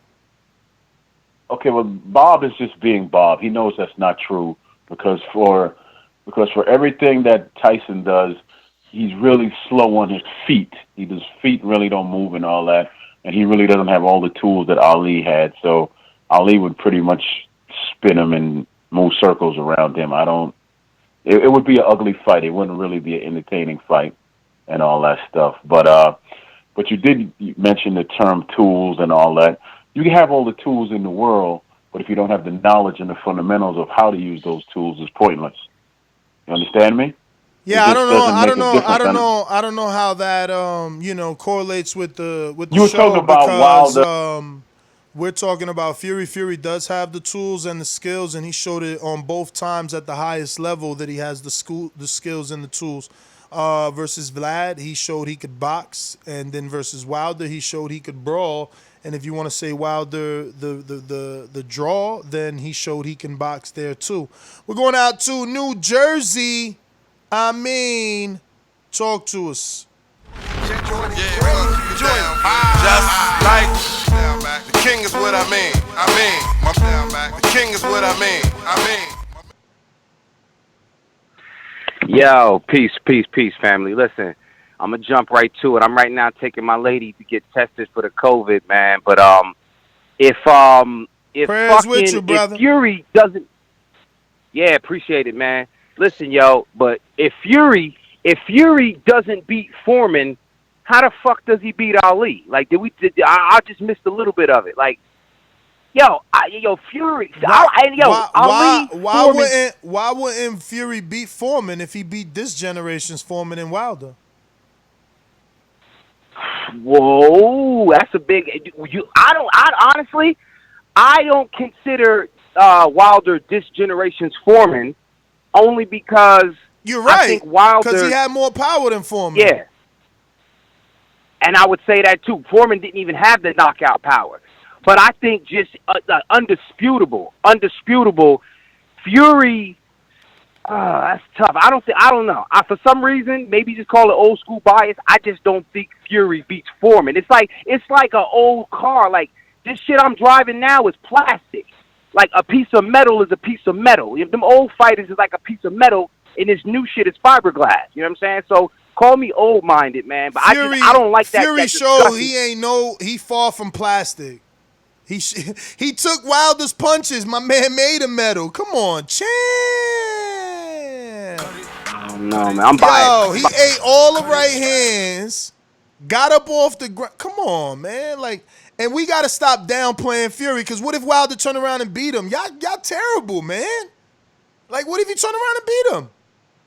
Y'all, like, don't downplay him, because he did the unthinkable. See, that's the problem with people. See, with me, they call me so biased, but every time my guy lose, I give the next man respect. Like, I can't believe Pacquiao beat fucking Thurman at 40. That shit, it infuriates me that Thurman lost that fight. That was my dude. Like, I went on a limb and said he would be better than Mayweather. He killed me for that. You know what I'm saying? Danny lost. You know, that was my dude. Like, it just happens, bro. But, like, what they gonna do next? And the dudes that beat him gotta get that credit, because they the ones beat him.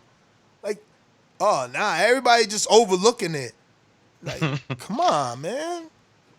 But we going out Foreman. Go ahead. Nah, just saying Foreman did punch a different style. So it's like what I see in Power, it's probably not super much of a difference. A different style, like what? What you mean? Nah, yeah, because like Foreman was more of like a circular puncher, you know, hooks. Yes. You know, wide. A lot of hooks.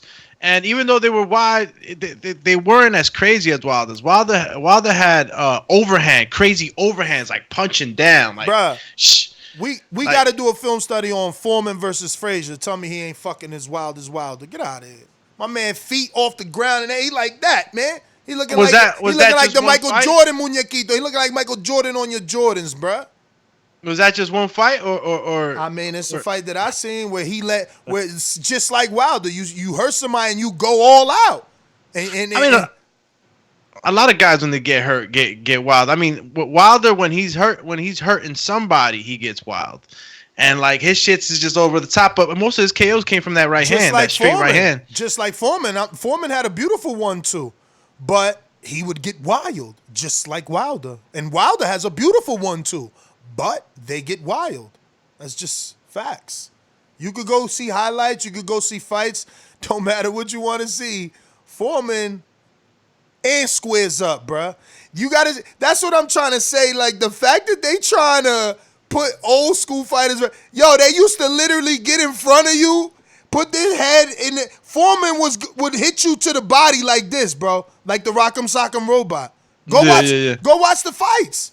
He's literally squared in front of you, just beating you to the body. Is that he hit so hard. And these dudes was like, they was 180. They would, bruh, man, I'm telling you. But whatever. We going to New Orleans. You know how these bitches is in the sport. Total disrespect. Kid has no class, no style at all. I'm a gorilla, I'm a dog. I'm a dog, I'm a gorilla. The smartest thing you can do is to stay away from Derek. It can't be the boogeyman if I'm chasing. What you want to bet on? You can bet 100,000 on that. Let's bet $1 million. Easy. Let's bet $1 million. Yo, how I sound this? You good, champ? Oh, hey, good morning, man. I had enough time to think about this. I took my bias out and open-minded. As great as Muhammad Ali was, the evolution of a Tyson Fury at 6'9", over 250 pounds, with his lateral movement and the way he can move, I think that'd be just too much man for Muhammad Ali. I would love to definitely see the challenge. If I had to pick somebody to win, I'd probably just out of pride go with Muhammad Ali and just be hoping that he get it. But like I said, I think Tyson Fury might be a little bit too much for Muhammad Ali. Like sometimes evolution does catch up, but I don't agree that evolution is always the key. Like because these athletes are bigger, better, and faster. makes them better than the athletes of yesterday. Because I believe in mental fortitude and mental foundation, and some of these guys don't match nowhere clear to the grit some of these guys had coming up in the day because it just was different times. As far as the interviews, there were some great interviews today. Pretty good perspectives on Andre and Canelo. I think a lot of guys mistakenly sleeping on Andrade because of some of the things like we all speak out on the show. Yo, let me find out J-Mac trying to throw his name in the hat for Call of the Year, giving good calls here, sticking to the topic and shit. Nah, he came through with facts. Yeah. Look, I guess I'm a little biased. You know, he kind of said he'll pick Ali, but still thought Fury was a problem. But nah, that was a good call. We got the big factor is always the size. I mean, I think that's the biggest. And let me tell you something. This is coming from a guy that thought Fury was gonna get knocked out to Wilder. Like, size wasn't an issue. Wilder made me believe size wasn't an issue. But the same man that made me believe it wasn't an issue gotta make me believe that it is, because it became an issue to him. So how could I not say it won't be an issue to a smaller Muhammad Ali? Bruh, I'm dying for Fury to get in there. Who he gonna fight next? How they gonna handle it? Because honestly, I still think Wilder is the last and only person that can beat Fury. Really? None of the big guys, none of the big guys got a chance. Not unless you're talking about something that I ain't even thinking. Some Philip Hargurvich or Colbin Christensen. They're like these Eastern Europeans that I'm not really looking at. That might land or what? They don't even have one punch power like Wilder. That's what I'm saying. Like, how could you beat Fury if he's taking Wilder right hands? But what do you say about a guy like Otto Wallen, who's like, you know, he's not super tall. I mean, he is tall. He's 6'5", but he didn't. All he did was cut Fury. Stop acting like he hurt Fury. No, but he was landing on Fury and making it ugly. I mean, if it wasn't for Fury's then what did Fury do? Adjustment. Then what did Fury do? He did the same. He showed you in the Oldable Wallen fight that he could knock somebody out. He the one turned it around, put his weight on Oldable, and beat him up and knocked him out. It was unanimous decision. Oh, I thought he stopped him. Nah. You sure? Yeah. But what I'm saying is that, like, I don't want to look. I mean, everybody's always going to be the smaller guy against this guy. This is the biggest, heaviest, rangiest heavyweight we have ever seen. I mean, you could probably compare him to the guy Jack Dempsey fought. You're right. It went 12. But I still feel like the later half, that must have been what I seen. The later half, it felt like Fury was manhandling him. He was putting the sauce on him. Yeah, he was definitely giving him the sauce up, but he didn't put him away. Bro, he didn't knock him out. Wilder is the only dude, bro. There's no one big enough and athletic enough. AJ's too robotic. Fury's just gonna use the Tyson Fury that fought Vlad is gonna come out for AJ. But are we just going that route because of, you know, Anthony Joshua's muscles? We stay calling him robotic and stuff like that, and I think it's come on as like a little joke. You know what I'm saying? Because I got muscles, I'm a robot. But he showed us with the Andy Ruiz fight that he's not as robotic, that he can box. He can, especially going on the back foot. And he's strong, bro. He's strong, and he always comes in shape, and he's the guy that has never depended just on one punch. I mean, you got to give Anthony Joshua credit. He's done a lot of things in the rings. He showed us with White that he can brawl. He showed us with Vladimir Klitschko that he can get up from a punch. And that you know, he can you know, land those uppercuts. I mean, I've been freaking screaming uppercut for so long for one of these guys to throw an uppercut on Fury. He's a tall guy. What happens when a tall guy wants to use his weight on you? He's gonna lean on you. Throw the fucking uppercut. You know what I'm saying? Bro, Fury's gonna be a 3-1 favorite. Almost everybody, bro. You know, after this win, especially because I would have told it's sad. before. You know, it's sad too, because this is how tribal and biased boxing is. That I've seen people say like, "Oh, Ness is a turncoat. He don't fuck with Wilder," because I'm telling the truth. Because I'm telling what I seen. Like, you know what I'm saying? I have to think Fury is as good as I'm saying because I thought Wilder was that good. and he lost. You know what I mean? People want me not to give Fury credit for beating the guy that I've been rooting for. Like, I don't understand that. I thought my dude was going to be the best heavyweight ever and was going to be undefeated. I didn't think that no one was going to, I knew Fury was going to be the tough fight. And I knew the boxing ability, but I always thought that right hand would land, which he showed us it can land, but the reaction wasn't what we expected. It wasn't what we thought. It just didn't land the way it was supposed to. You crazy, man. How many times you wanted to land? Y'all, you guys are lying to yourselves. He rolled with the right hand. Bro, you said it earlier, but in the second fight, he rolled with it. Yeah, second fight. The first fight, he got caught with it. The second fight is the adjustment. That's what I'm saying. The third fight, he gonna be parrying that shit. But that's the thing. We can't expect Wilder to go in with the same plan. We got to surprise Fury. You got to go in there and give him surprises. Go back, look at the tape. And I don't care if you want to say, but Fury might come back and just start boxing again and just, nah. Yo, Stainless said it didn't land clean. You guys are wilding, man. We definitely need a motherfucking film study. Y'all lying to yourselves that it didn't land clean. All right, well, the people got to say it because I'll probably gonna go look at it now. I remember it not landing flush. Bruh. No body behind it. He would get the end of it. He would have no. And who's doing that? That's Fury getting out of distance. Absolutely. So it didn't land clean. That's skill. That's skill. I'm not saying it's not. I'm saying that Wilder didn't land it. It's up to you to set it up. No one else. But let me get to these calls. We got Jay, Colorado. Talk to me.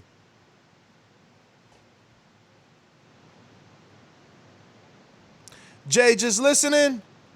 Chill. Colorado going once. I had the dogs in the back. Talk to me, Izzy. Hey, good morning, fellas. How y'all doing today? All good, all good. Bless, bro. Hey, you know my take on this, Nez. I talked about it before. But I'm going to say that I feel like you got to get respect for taking your stance on this boxing show host and all that. You're not going with the popular opinion, so I appreciate that. And J-Mac had a good call too, man. It was, it's a fight you'd have to think about. Of course, I'm still taking Ali. I'm a historical boxer bias. I just wanted to get that compliment in because I'm feeling like this is probably my last week on the show. I don't think y'all are going to allow me back on after this weekend, but you know what I'm saying. We'll talk about that later. I see where you're going with that, Izzy. Yeah, he say he going to body somebody. I mean, but who's he going after? Yo, the one and only Wario. Is it really Mario? Okay. I mean, either that or we lost what's going on in the promotions there. I gotta check the contract. I didn't think J-Mac, I know I had a conversation. It's like Eddie Hearn says, we have conversations and then, you never get an email. You don't get a term sheet. You don't get anything. So it's like, I don't know. These guys like to make fights in social media. You know how it's nothing on paper. You know what I mean? They like to make fights in social media. But look, we're going to go out to California zone. Mr. Info Joe. This portion of the show we call In the Mr. Know, Info Joe. presented by my brother. Yo. Joe, what it do? Good morning, TBV family. What's up, champs? Everybody listening, everybody that's participating in this. What's up? What's going down? Yo, Ness, you know that we discussed this, man. Me, you, J-Mac, and Izzy. Last week we discussed the contract and everything, man, with Izzy facing Mario with no cardio. I mean, I also told J-Mac to send me the terms in writing so that there's no, fuckery. And he said he would do that. I ain't received nothing yet.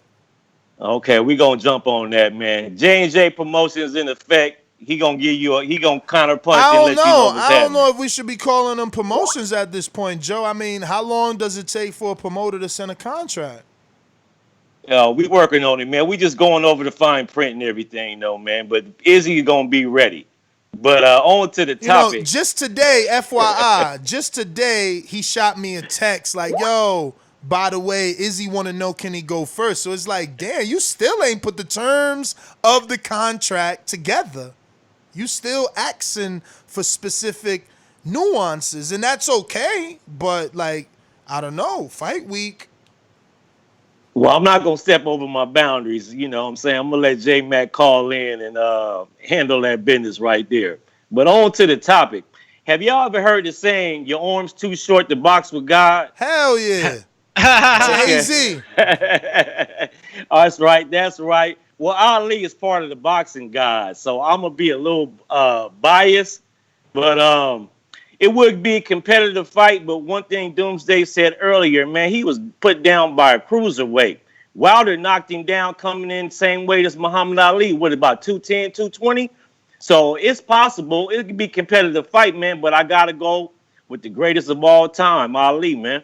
But I would say, to be honest with you, him being that big and him being fluid on his feet like that, it would be competitive. You know, if I could kind of cut it right down the middle. But I got to go with the boxing God, Ali. That's all I got, champs. Peace. Yeah, sound like a lot of people picking Ali, because it's like nostalgia, you know what I'm saying? But let me tell you, Ali fought some cruiserweights, man. You know what I mean? Ali fought some cruiserweights. Nash, real quick, one of our new Patreons is just asking a question. Doesn't know. I don't know if I guess you can answer it now. Maybe others are wondering the same that joining the family. It says, is the block? He wants to know. He said, "Hey Alex, I'm new to Patreon and been listening on Block Talk. Block Talk is free, right? I don't want to be surprised when my phone bill comes. Just asking." Yeah, I mean it's free, but it's like minute whatever your plan is your plan. Like it doesn't cost you any. I mean unless he's from like another country like that. Again. Fees apply depending where you at. Like if you in Mexico, obviously it's not gonna be free to call into Blog Talk. You know what I mean? Like, but if you're in America, it should be free. Like if you still got a plan where they charging you per minute, champ, it's time to dial 611 on your phone. 611. Nah, seriously, 611. You go straight to your provider and you tell them like, listen, I was listening to my favorite podcast and he said that I'm fucking wilding. And then she's like, but what do you mean? And it's like, well, he said that I should be receiving free minutes and free text as part of almost 99% of cell phone packages out there. So like, yeah, you should be able to call in the Blog Talk absolutely free. Like I got unlimited texts and calls. Do you not? Yeah, no, he just sent me a message. Thanks. He's in San Antonio and he's listening right now. Oh no, so you're good in San Antonio. You should not be being charged again. If you are, shout out to James Valdez. And that's AT&T too, cause they heavy in Texas. You know what I mean? I got AT&T the service for cell provider, but not for cable. We're going to Trey in the Bay. What up? Trey, just listening? Going once. But I know your position. The last time we had this similar topic when Ben did. Yep, there you go. I got Fury 1 round TKO. Oh, wow. He ain't gonna be in there in full 2 minutes, man. He gonna get Muhammad Ali out of there, man. That's my first call. Oh, wow, that changed. Because I thought the last time when Ben Davidson said it, okay. See, I mean, look, because when it's just boxing, bro, it's difficult. Ali was small, man. What was he, 6'2"? 6'2", bro. 6'3", even, if that. 6'3", bro. He was nasty, like, with the footwork and with the reflexes. That was...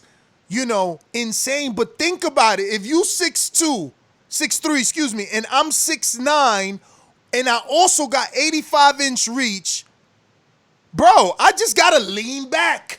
Lean back with my fucking guard up. Lean back with my guard up. Lean back. Look, what did Fury do versus Wilder? He jumped back with the lead orthodox hand out and the right hand up. Straight back. And Wilder, what he can do? He can land the jab or the right hand. Like, what did T tell us? Keep that left hand out. So when that right hand comes, you got the left hand up. I mean, look, it's easier said than done. But you know what it is, though, Ness? The big guy can get KO'd. It always happens. The only thing that I give you in this fantasy is that he moves so well. Brother, it's not fantasy. Hold on a minute. Y'all disrespectful as hell. Deontay Wilder 1 fight ago was the baddest man on the planet. Deontay Wilder 1 fight ago was historically, arguably one of the biggest punchers, if not the biggest puncher. That's how they was selling this fight, okay? Now, Fury voices Wilder 2 times and he signed up for a 3rd fight. He ain't trying to get out of it. Balls big as fucking bear balls, okay? Next, he fought Chisora twice. Chisora's still out here knocking people out. So his chin is proven. Not to mention, he fought Dr. Steel Hammer. Your name ain't Steel Hammer if you ain't knocking people out. And he took his power. Then he took Wilder's power. He gave you 2 Chisora fights and took his power. Gave you an up-and-coming hungry Odawa and took his power. Like, stop it already, man. Like, stop it. Yo, you know how this fight plays out, Ness, and you probably, I know that you want Tyson Fury in this fantasy fight to be the winner in the outcome, but let me put it to you this way. Muhammad Ali is the GOAT, right? That's where Tyson Fury takes from. So it's like, I see him getting into Fury's head and making Fury fight Muhammad Ali's fight, which is the shit talking, the fighting, and the moving around. I think that Tyson Fury gets involved in just so much of that he's facing the legend, he just doesn't. Joe Frazier shot blanks at Ali. You could get in his head. You forgot? Come on, man. We talking about Tyson Fury show up in a yellow Lamborghini in a Batman suit. Come on, bruh. You ain't getting in that man's head. Wilder tried that. Come on. Wilder had the fear factor, and it didn't work. He literally knocked everyone he's faced out. That's not something you can just make up. And it didn't work. Like, how is Ali getting in? Go ahead, tell me. How is Ali getting in Fury's head and why? What he was going to say? Yeah, he's going to, come on. Let's go. Let's see if you better than me. Can you box better than me? Are you prettier than me? All that good shit, man. Everything he's going to get in his fucking head, and Fury's going to be starstruck, man. The way you was just bopping your head, isn't that what Fury was doing to Wilder? Huh? I was actually just trying to get away from the microphone, but exactly. But that's what I'm telling you. That's what Fury was doing to Wilder. When Wilder was talking shit, Fury's like, "What up? When I move, you move." No, dog, you can't get in that man's head, man. Like, we don't gotta lie. All we gotta do is, we don't like it, we gotta pray someone beats them. But we ain't gotta lie. Lie. No one out-talked him in any fucking press conference. Name one. Like, we can't lie. He's never been out-talked. He's been at press conferences with David Hayward, fights that didn't even happen. He's been at press conferences with Chisora, who's known to smack people. He had 2. He had press conference with Vlad. He had 2 with Vlad. He had 2 with Wilder. Stop lying to yourself. All from the GOAT's blueprint. He showed up at Kobe Bryant. Kobe Bryant. LeBron James. You don't think they took from Jordan? Absolutely, but what I'm trying to say is that Kobe, LeBron. Then Jeezy had that song. But it's still what I'm saying is that, damn, you kind of threw me off there for a second. Yeah, that's how I win. Yeah, that's what you do, Shinobi Ness. But yeah, it's still a fun fantasy fight. You know what I'm saying? And like I said, bro, mad people gonna stick to the nostalgic, the legend. We get that, what I call the legendary bug. You know what I'm saying? You don't want to disrespect. You don't want to, say it a certain way. But, to each his own. Info said it. You know what I mean? When I brought up that point, like, my man has gotten knocked down by smaller guys. So, bruh, Tyson Fury, Muhammad Ali got dropped by Frazier, 205. Stop it. Yeah, well, that's the type of guy Muhammad Ali was. No, that's you know what that is? A cruiserweight in modern day era. Stop it. If you 205 on Fight Night, you 196 on weigh-in. Stop it. Frazier was knocking guys out. Let Frazier crack and so Fury in the chin. Listen to me. So is Wilder at 209. Remember. So let's stop talking about it. That's the difference. It's just a number, but I could use the argument too. You could use it against me, and I could turn it against you because they both fought smaller dudes. Now you want to say because Frazier is nostalgic, infamous, famous, whatever, that it's okay to get dropped by Frazier? No, he was 205. What do cruiserweights weigh? That's all I'm saying. Getty, talk to me.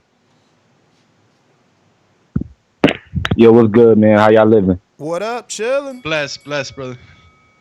Yeah, man. Everything is well, man. Ness, I'm talking to you directly, brother. I'm taking this as full disrespect to my son Ali, man. Ali would definitely get in that ring, take Fury to the distance, and he's winning by unanimous decision. If we want to talk straight boxing, I see Ali moving to the ring and Tyson trying to chase Ali down or whatever. This is not going to be an Ali chase Tyson Fury down. That's not going to happen. All right. And I see a lot of work to the body and uppercuts from Ali and his fast movement. I do see where you're coming from with Tyson Fury, 6'9", 200 or whatever pounds or whatever. We understand that, but he got to land those. He got to land those on the greatest and respect. What you got to say about that, man? So what I'm going to say is this. I just wanted to let your call go because I don't want to take your time. So what I'm going to say is this. You guys are assuming that Ali's going to be able to be the same Ali, which is elusive, okay? Pick a ring size, okay? Because Fury is 6'9". What is that fucking a step length? What's the proper phrase I'm looking for when you take a stride? What's a stride, yeah. Exactly. You know what his stride is, bro? You know how easy it is to cut the ring off when you 6'9"? Bro, what do you think his inseam is? Bro, I'm a 34 and I'm 6'5". What do you think Fury's inseam is at fucking 6'9"? Bro, Doomy, you train me and you say this over and over. So let's not do it like I'm cheating here. You like, yo, dude's got to take 4 steps to put a fight on the ropes. You take 2 steps and they on the ropes. It's all facts. So don't tell me, and I'm only 6'5". 6'5" at 40, hunched down, 6'4", 6'2", dog. Fury's 6'9". He cuts the ring off easier. One jab and one fucking skip, hop, one step jab. Fury, Muhammad Ali, theoretically, his back is on the ropes, man. Stop it. Stop it. He can't cut off the ring a lot easier than anybody else because of his damn natural gift. So, yeah, you're right. It'd make for a very, very high-paced fight for Muhammad. Muhammad would literally have to be, like, on his bike. Heavy. And you know why Fury's successful at it? And why? I picked up on it. Because of the feint. It's the feint. He's feinting, so now he's making you step back because he faked. Now you jumped out. And then he throws a jab. Him in that, though. I think Ali was a better feinter. He's pretty one-dimensional when it comes to the feint. Like, everybody knows his double headbutt feint and shit. Like, nah, man. He do all types of feint. He do shoulder. He do with the, like half feint with the hands. You know, then he does the Ali nose wipe. Yeah, they're going to time that shit. I don't really care about that shit. Nobody ain't timing yet. Nobody ain't timing yet. We got Caesar, Las Vegas.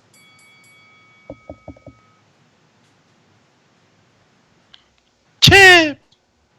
Cesar. Just listening, going once. Twice. Work. The champ is working. Se acabó. We got Majimbe Boomerang. Boomy. Majimbe today. Looking forward to Untitled later on today. All right. Damn, we didn't champ. catch. Did we catch that call? Yeah, say that over, bro. I think you came on late. No worries. I just had nothing to add. Just looking forward to Untitled later on tonight. All right. Oh champ. yeah. J Mac, Boomerang. Yo, y'all can hear me? Yep. Yeah, loud and clear, champ. Hey, that contract coming to the team, man. You something else, man. You something else. I'm gonna send that contract out today. I'm gonna put everything in it. Just don't duck it. Find your pin. Don't lose it. What happened? You already got Izzy in it. Look, Myra no show. He must have known Izzy was gonna come on this show and get on his head or get on his head early and stuff like that. Y'all look forward to it. I think Myra will get upset at this week, and I don't even think it's an upset. I just think people sleeping. I just hope we got fair voting. I there's a lot of things. That's why I want your contract, because there's a lot of things that need to be worked out about the judging and how we gonna do it. Is it gonna be, there's a lot of things that need to be worked out. You know what I mean? I just want a contract so I could go over it with my fighter and discuss the terms. Just do things properly. Hey, you just make sure your fighter show up. That's all we worry about. Man, make sure he show up. We know his history. Never ran, never will, man. People Man. try to. Let me tell you something. People try to give Mario a bad rap, right? Because he ain't show up to Border Wars, but it takes more courage to come back when the whole world thinks you didn't show up. You know what I mean? Yo, that's true. What was the dude that ducked me and never came? Yeah, Rolly. I forgot. Rolly. Yeah, my man. I would have just liked to kick it with him. You feel Doggy, me? Like, it takes more courage. He eventually came back and was like, "Fuck it, yo, say everything. I'm ready to take all wrath. Take it, and then it's over." Unlike the dudes that's ducking that smoke, right? Like you said, oh, he ducked you. He never showed up. So we still ain't be like, Rolly, what the fuck? We still ain't get that. He's running from that. accepted his fate, and he's back in the fold. He right here. He trying to throw some stain on the champ's name. No call or no show, Mario, whatever he's trying to say. But at the end of the day, these boxers in the sport is disrespectful. Yeah, man. Nah, look, it's what have you done for me lately, man? So right now he on the Izzy bandwagon, but once Mario body Izzy, it's gonna be back to everybody on Mario. Sean Martin, what up? Hey, what's up? Good morning, y'all. Morning. I got a question for Ned. You don't think that people that Fury could have gained the weight just because they know Wilder's not mobile, so he can blow up to 280. And he know Wilder's not gonna move around. So if he fights someone who moves around a lot, you don't think he can carry that weight for 12 rounds straight? Like you said, he fight Ali. Nah, if you man. think he can chase Ali around the whole ring for 280. You think he can chase Ali around the ring for 280? Wilder's stationary, so he can maintain it. Nah, I hear you, Sean, but if we wouldn't have had just interviewed Steve Cunningham without even knowing that he spent 2 camps with Fury, like I scheduled Cunningham not knowing that. Like, think about that. Why would we as boxing fans assume that Steve Cunningham spent 2 camps with Tyson Fury when he faced Fury? So, like when Steve tells us, bro, I don't think there's anyone that's as conditioned as Fury, that his conditioning is top notch. He was amazed that Fury's a heavyweight and his conditioning is there. So like, dog, we just gotta look. Our Patreons put questions and they ask about Bud for a reason, right? I need to be made a believer. That's cool, but I'm in the minority. The rest of the world is on another page, and I'm using that as my analogy, right? Meaning, fighters and trainers believe in Bud, and fighters and trainers are showing you that they believe in Tyson Fury. You know what I mean? We can't find someone to say something bad. We haven't. And I just don't see them other heavyweights beating him. Like, Wilder is the only dude, and it's because of the power. And again, you heard me on this show. It's like, is that power even affecting Fury anymore? This last fight, my man didn't even looked like nothing. It looked like let his punch placement be 100%, man. That power, that's something that was just God Bro, gifted. the 12th round was 100%. That 12th round, that was a perfect right hand. What more perfect you want? Well, he's a big man. He was able to get up from it, not you know, a lot of the other guys that Wilder faced. I'm not saying they were small, but that's the point. He got up when he was 20 pounds lighter. When he was 20 pounds heavier, he ain't even go down. That's what I'm trying to tell you. It was an expert move on his behalf and an expert move on Jack. You know what I mean? When he got up, any other guy would have called that off.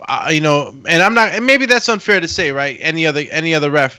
It's incredible the amount of training these refs go through. So they know what's at stake. They know what they have talks with these fighters in the back and what do they expect. But that was him out, man. And he got up. It turned out fine, and look, we got the second fight, but bro, he can still KO him. He can still land a well-placed punch and KO him. Can he hit the liver with the same amount of veracity and maybe hit him with a body shot that maybe hurts him? It's all about punch placement now. He just depended on that sniper right hand for so long. Bro, his confidence is so high right now that Fury would have to be caught slipping, like not take it serious. Like, yo, I beat him twice already, you know, and slack off and can't. I mean, I think that would be very bad for him. You know what I mean? Because I think that, you know, with this knockout, he puffed his chest out. You know, he says some things on camera, Fury. Like, you know, if he wants this fight again, I'll give him the same beat and he got last time. So, you know, he's definitely very confident. There's more confidence now. Bro, you just became a psychic, bro. You just called it. Like, bro, I was sitting here laughing. Think about the amount of shows I did when Fury said, I'm going to knock out Deontay. Yo, even saying it now, it's still funny. But it happened. Let me go to Coyote in the UK. What up?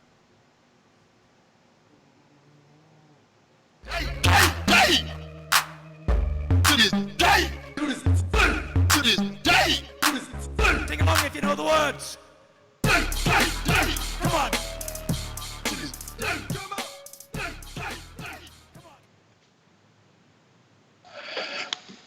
Hello. What up, champ? What up? Can you hear me? Yes, sir. All right, cool. So yeah, Ness, I've spoken to you so many times about this fight that there are so many fighters, Ruiz, Michael Hunter, who else? There's quite a few people that have actually called that Fury actually still needs to beat to prove that he's the best of our era. We keep putting him on this pedestal. So where wait, he hasn't. So he's got to beat. Let me finish. Hunter? Let me finish. Yeah. Fury's been dropped twice in his career. He's been dropped by the cruiserweight. I've forgotten his name now. He was dropped earlier on in his career, both times round 2. Steve Cunningham, and he was dropped by 11 Pikage or whatever the name of that guy is. He was dropped both times round 2. He hasn't actually fought shorter guys. Fury is actually vulnerable to shorter guys. That's the truth. Shorter guys who have speed and power, they can actually give Fury problems, and that's why he chooses a certain level of height of fighters to fight. If he fights, what is that based on? You know, like who? I mean, Allen being smaller. But how much smaller is Oda? I don't know. Maybe I think Coyote's coming from a place like where I said too. You know, like the inside fight and the guy before Oda 6'5.5". No, hold up. Before you left the chair real quick. I was on just saying that, you know, you got to throw the uppercut, and on the inside when you got the heavy guy laying on you, you got to be able to practice to not only hold that weight up, you know, but also explode, you know, on the inside and throw that right uppercut. And that's what something that Cunningham did. He went up the middle, and the taller you are, the more exposed, you know. If I'm looking up, I'm looking at your chin. You know what I'm saying? So maybe in that sense, bro. The fact that people like Coyote and now even Carlito talking about Coyote's right, you got to beat the heavyweights in your era. Fury had 2 big wins in his whole career. Dog, if Usyk beats Chisora, that's the biggest win of his career. Like, you know, well, I guess in the heavyweight division, so I guess I got to take that back. But I look at it differently. I look at Fury faced the man of the division 2 times. Okay? Fury faced Vlad when Vlad was ruling. Then he left. Comes back, and Wilder's the one everyone's ducking. And that's who he faces. Not once, but twice. Like, he's got to face the other heavyweights. Bro, he's facing the dudes you guys don't want to fight. The guys you don't want to fight. Yeah, he was the boogeyman. We had heavyweights out here. We had heavyweights out here not wanting to fight Vlad unless it was 1,000% right. Teddy Atlas and Povetkin split because Povetkin said, no, you ain't ready for Vlad. They split. Come on, man. Like, bruh, heavyweight boxing wasn't even popping when Vlad was the champ. That's how boring America thought it was because we ain't had nobody that could defeat Vlad. So now all of a sudden Fury comes, takes all the belts, and it's like, nah, he never defend them. Bruh, he's the reason the heavyweight division is where it's at. He dethroned Vlad. If he don't dethrone Vlad, he's got to make a couple more. Listen, I mean, look. Listen, if he don't dethrone Vlad and vacates the IBF, AJ never becomes a champion. This is all playing out to it played out to be the truth, but what I'm saying is that maybe some of the people feel like he hasn't defended it enough times to be put into this bro, that's just an argument. That's just a talking point because again, there's people like Coyote, right, who believe Fury won both fights. So theoretically, he defended the belt versus Wilder in the rematch. You know? There's people like other radical Fury fans who believe he never lost. He was lineal champ. He beat Vlad. So he is defending. He defended the lineal status. So like, dog, there's so many theories and loopholes you could go down with this thing. But let me go back to New Orleans. We going out to JT. What up?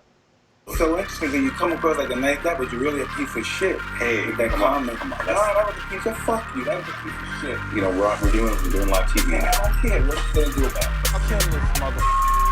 Why do you have to talk like that? Well, I'm talking to you the way I want to talk to you. You have a problem? Turn off your station. I'm the best ever. Yeah, good morning, yo. What's up? What up, what up? I'm just hopping on. The top of what are we talking about? Tyson Fury, Wilder fight again? Nah, Muhammad. We're talking. Bob Arum says that he can't see Ali competing with Tyson Fury. Oh, I don't know, man. Muhammad Ali was like 6'2" and 220 pounds. Yeah, stuff like that.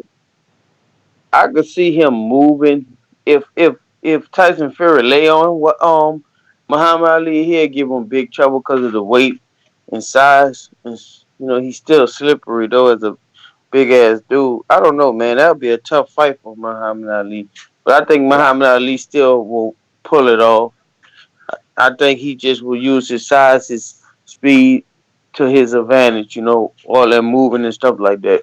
Not letting Tyson lay on him and all that. Probably outboxing, but if Tyson was to lay on him, yeah, that'd be a tough fight. All right. It's that weight thing, man. The weight thing is the big issue. So Ruin 504 says Fury still needs to beat AJ to be the best in this era. And that's cool. That's a cool statement to make because there's an argument. AJ has all the belts. There's calls to pause to get that undisputed unification. It makes absolute sense. But who here thinks that Fury isn't going to beat AJ? We thought Wilder was going to beat AJ. Well, let me tell you what a tweet just came out. And we never thought Ruiz was going to beat AJ. Let me tell you what. Let me read this tweet that Michael Benson just put out. It says Tyson Fury asked if Wilder is more dangerous than Joshua. 100%. Joshua is not dangerous at all. He's like a big cuddly baby. He couldn't hold the candle to the Gypsy King. There's only one undefeated champion, me. Unbeatable, untouchable, unbreakable. Tyson Fury. Fury does have the right to say that. And that's what I'm saying. Yo, to say that, yo, bro, look how he talks. Everything we sit here and do shows and be like, yo, why did he need to say that? Look at what he said. He says he's a big cuddly baby. Well, that's a little bit extra. That's a little bit extra, but he does have the right to say everything he has to say because he does have those titles. He did beat Wilder. You know, that's right. AJ did not fight Wilder. AJ got beat by Ruiz. So he has everything against him. Exactly. People like Carlito hating, talking about, oh, you only got 2 big wins in 13-year career, but you ain't got no losses to no fucking underdog. That's true. You know what I'm saying? Wilder was the underdog. Wilder was the underdog. He lost to the favorite. You know what I mean? That's the problem. Like, it's 2 different things. Wow, that's crazy that he was the underdog because I didn't even know that. Yeah, no, at the end it flip-flopped. At one point, you could get plus money on Wilder, which means Fury's the favorite. I see. I think also, Bruce says, go ahead. I was going to say also AJ's loss is part of Mexican history now. Forever. Forever. He made Andy Ruiz. Andy Ruiz is a Fashion Nova partner because of AJ. Shit's lit. Bruh, listen. Big boy Fashion Nova clothes, by the way. Yeah. Bro, there's people, I think I read something today that Cristiano Ronaldo makes about $1.3 million per month on his IG off sponsored posts. Damn. He's huge. He got 213 million followers. You know, that's funny. They're gonna be making more now because I stepped away. I was on a phone call with a producer I work with. He wanted to find out how I'd be able to do my job a certain way, like remotely. People log into a cloud and watch takes.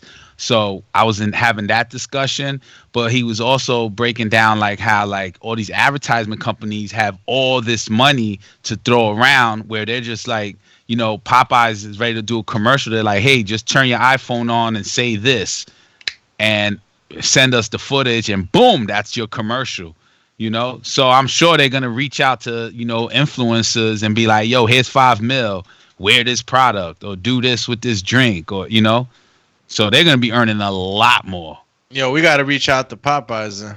Bro, I don't understand how Cristiano Ronaldo has... Let me tell you something. First of all, this is my first time ever in my life landing on his social media Instagram page. Secondly... He's a famous... How? Let me just finish. Damn. Secondly... first of all, I don't know what sport he plays, but I believe it's soccer because of like social media. And by social media, I mean like I've heard like raps or something. Like I know Anuel says Cristiano Ronaldo, whatever. So I know he's in an Anuel song. But I've never watched the soccer game. I don't know what team he plays for. I don't know what nationality he is. It sounds Hispanic, but it could be Spain. Look Brazil. Look at that. Brazilian. Yeah. Who the hell are the 213 million people? Jesus Christ. Soccer, bro. Soccer is the international sport. That's the #1 sport in the whole world. That we need to cross promote with them then. Can I tell you something? It is. Yeah. He's absolutely right. Cricket too. DAZN signed them last year. That shit must have done nothing for them. You know what? How I discovered Cristiano Ronaldo? Because he was #2. Right, in Forbes magazine underneath the Floyd Mayweather. And Floyd Mayweather. They did a picture, right? A photo op together. Nah, Floyd Mayweather. Somebody did this like this voiceover on Floyd Mayweather of a song. Watch out, Ronaldo, because he was coming through. He was breaking the record. Floyd broke the Forbes record of highest paid athletes, but Ronaldo was first on that list. Floyd broke it. Yeah. So that's how I discovered him. Same way. I don't follow him on social media, but when I heard the name and how much he gets paid per month for a post, I can believe it.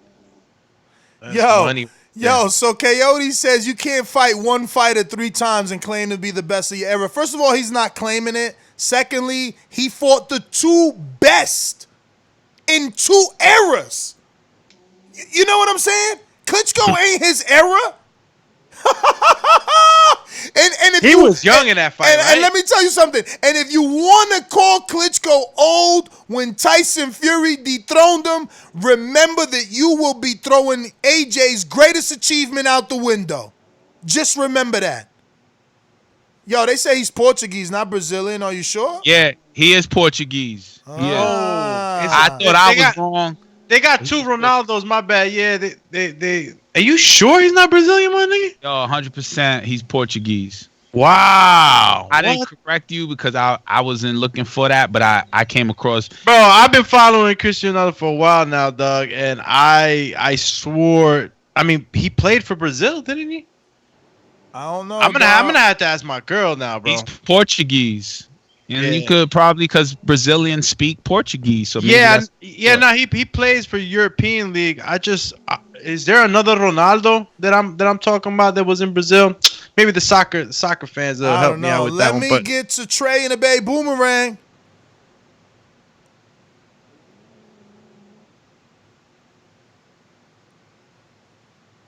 All right, just listening. Going once.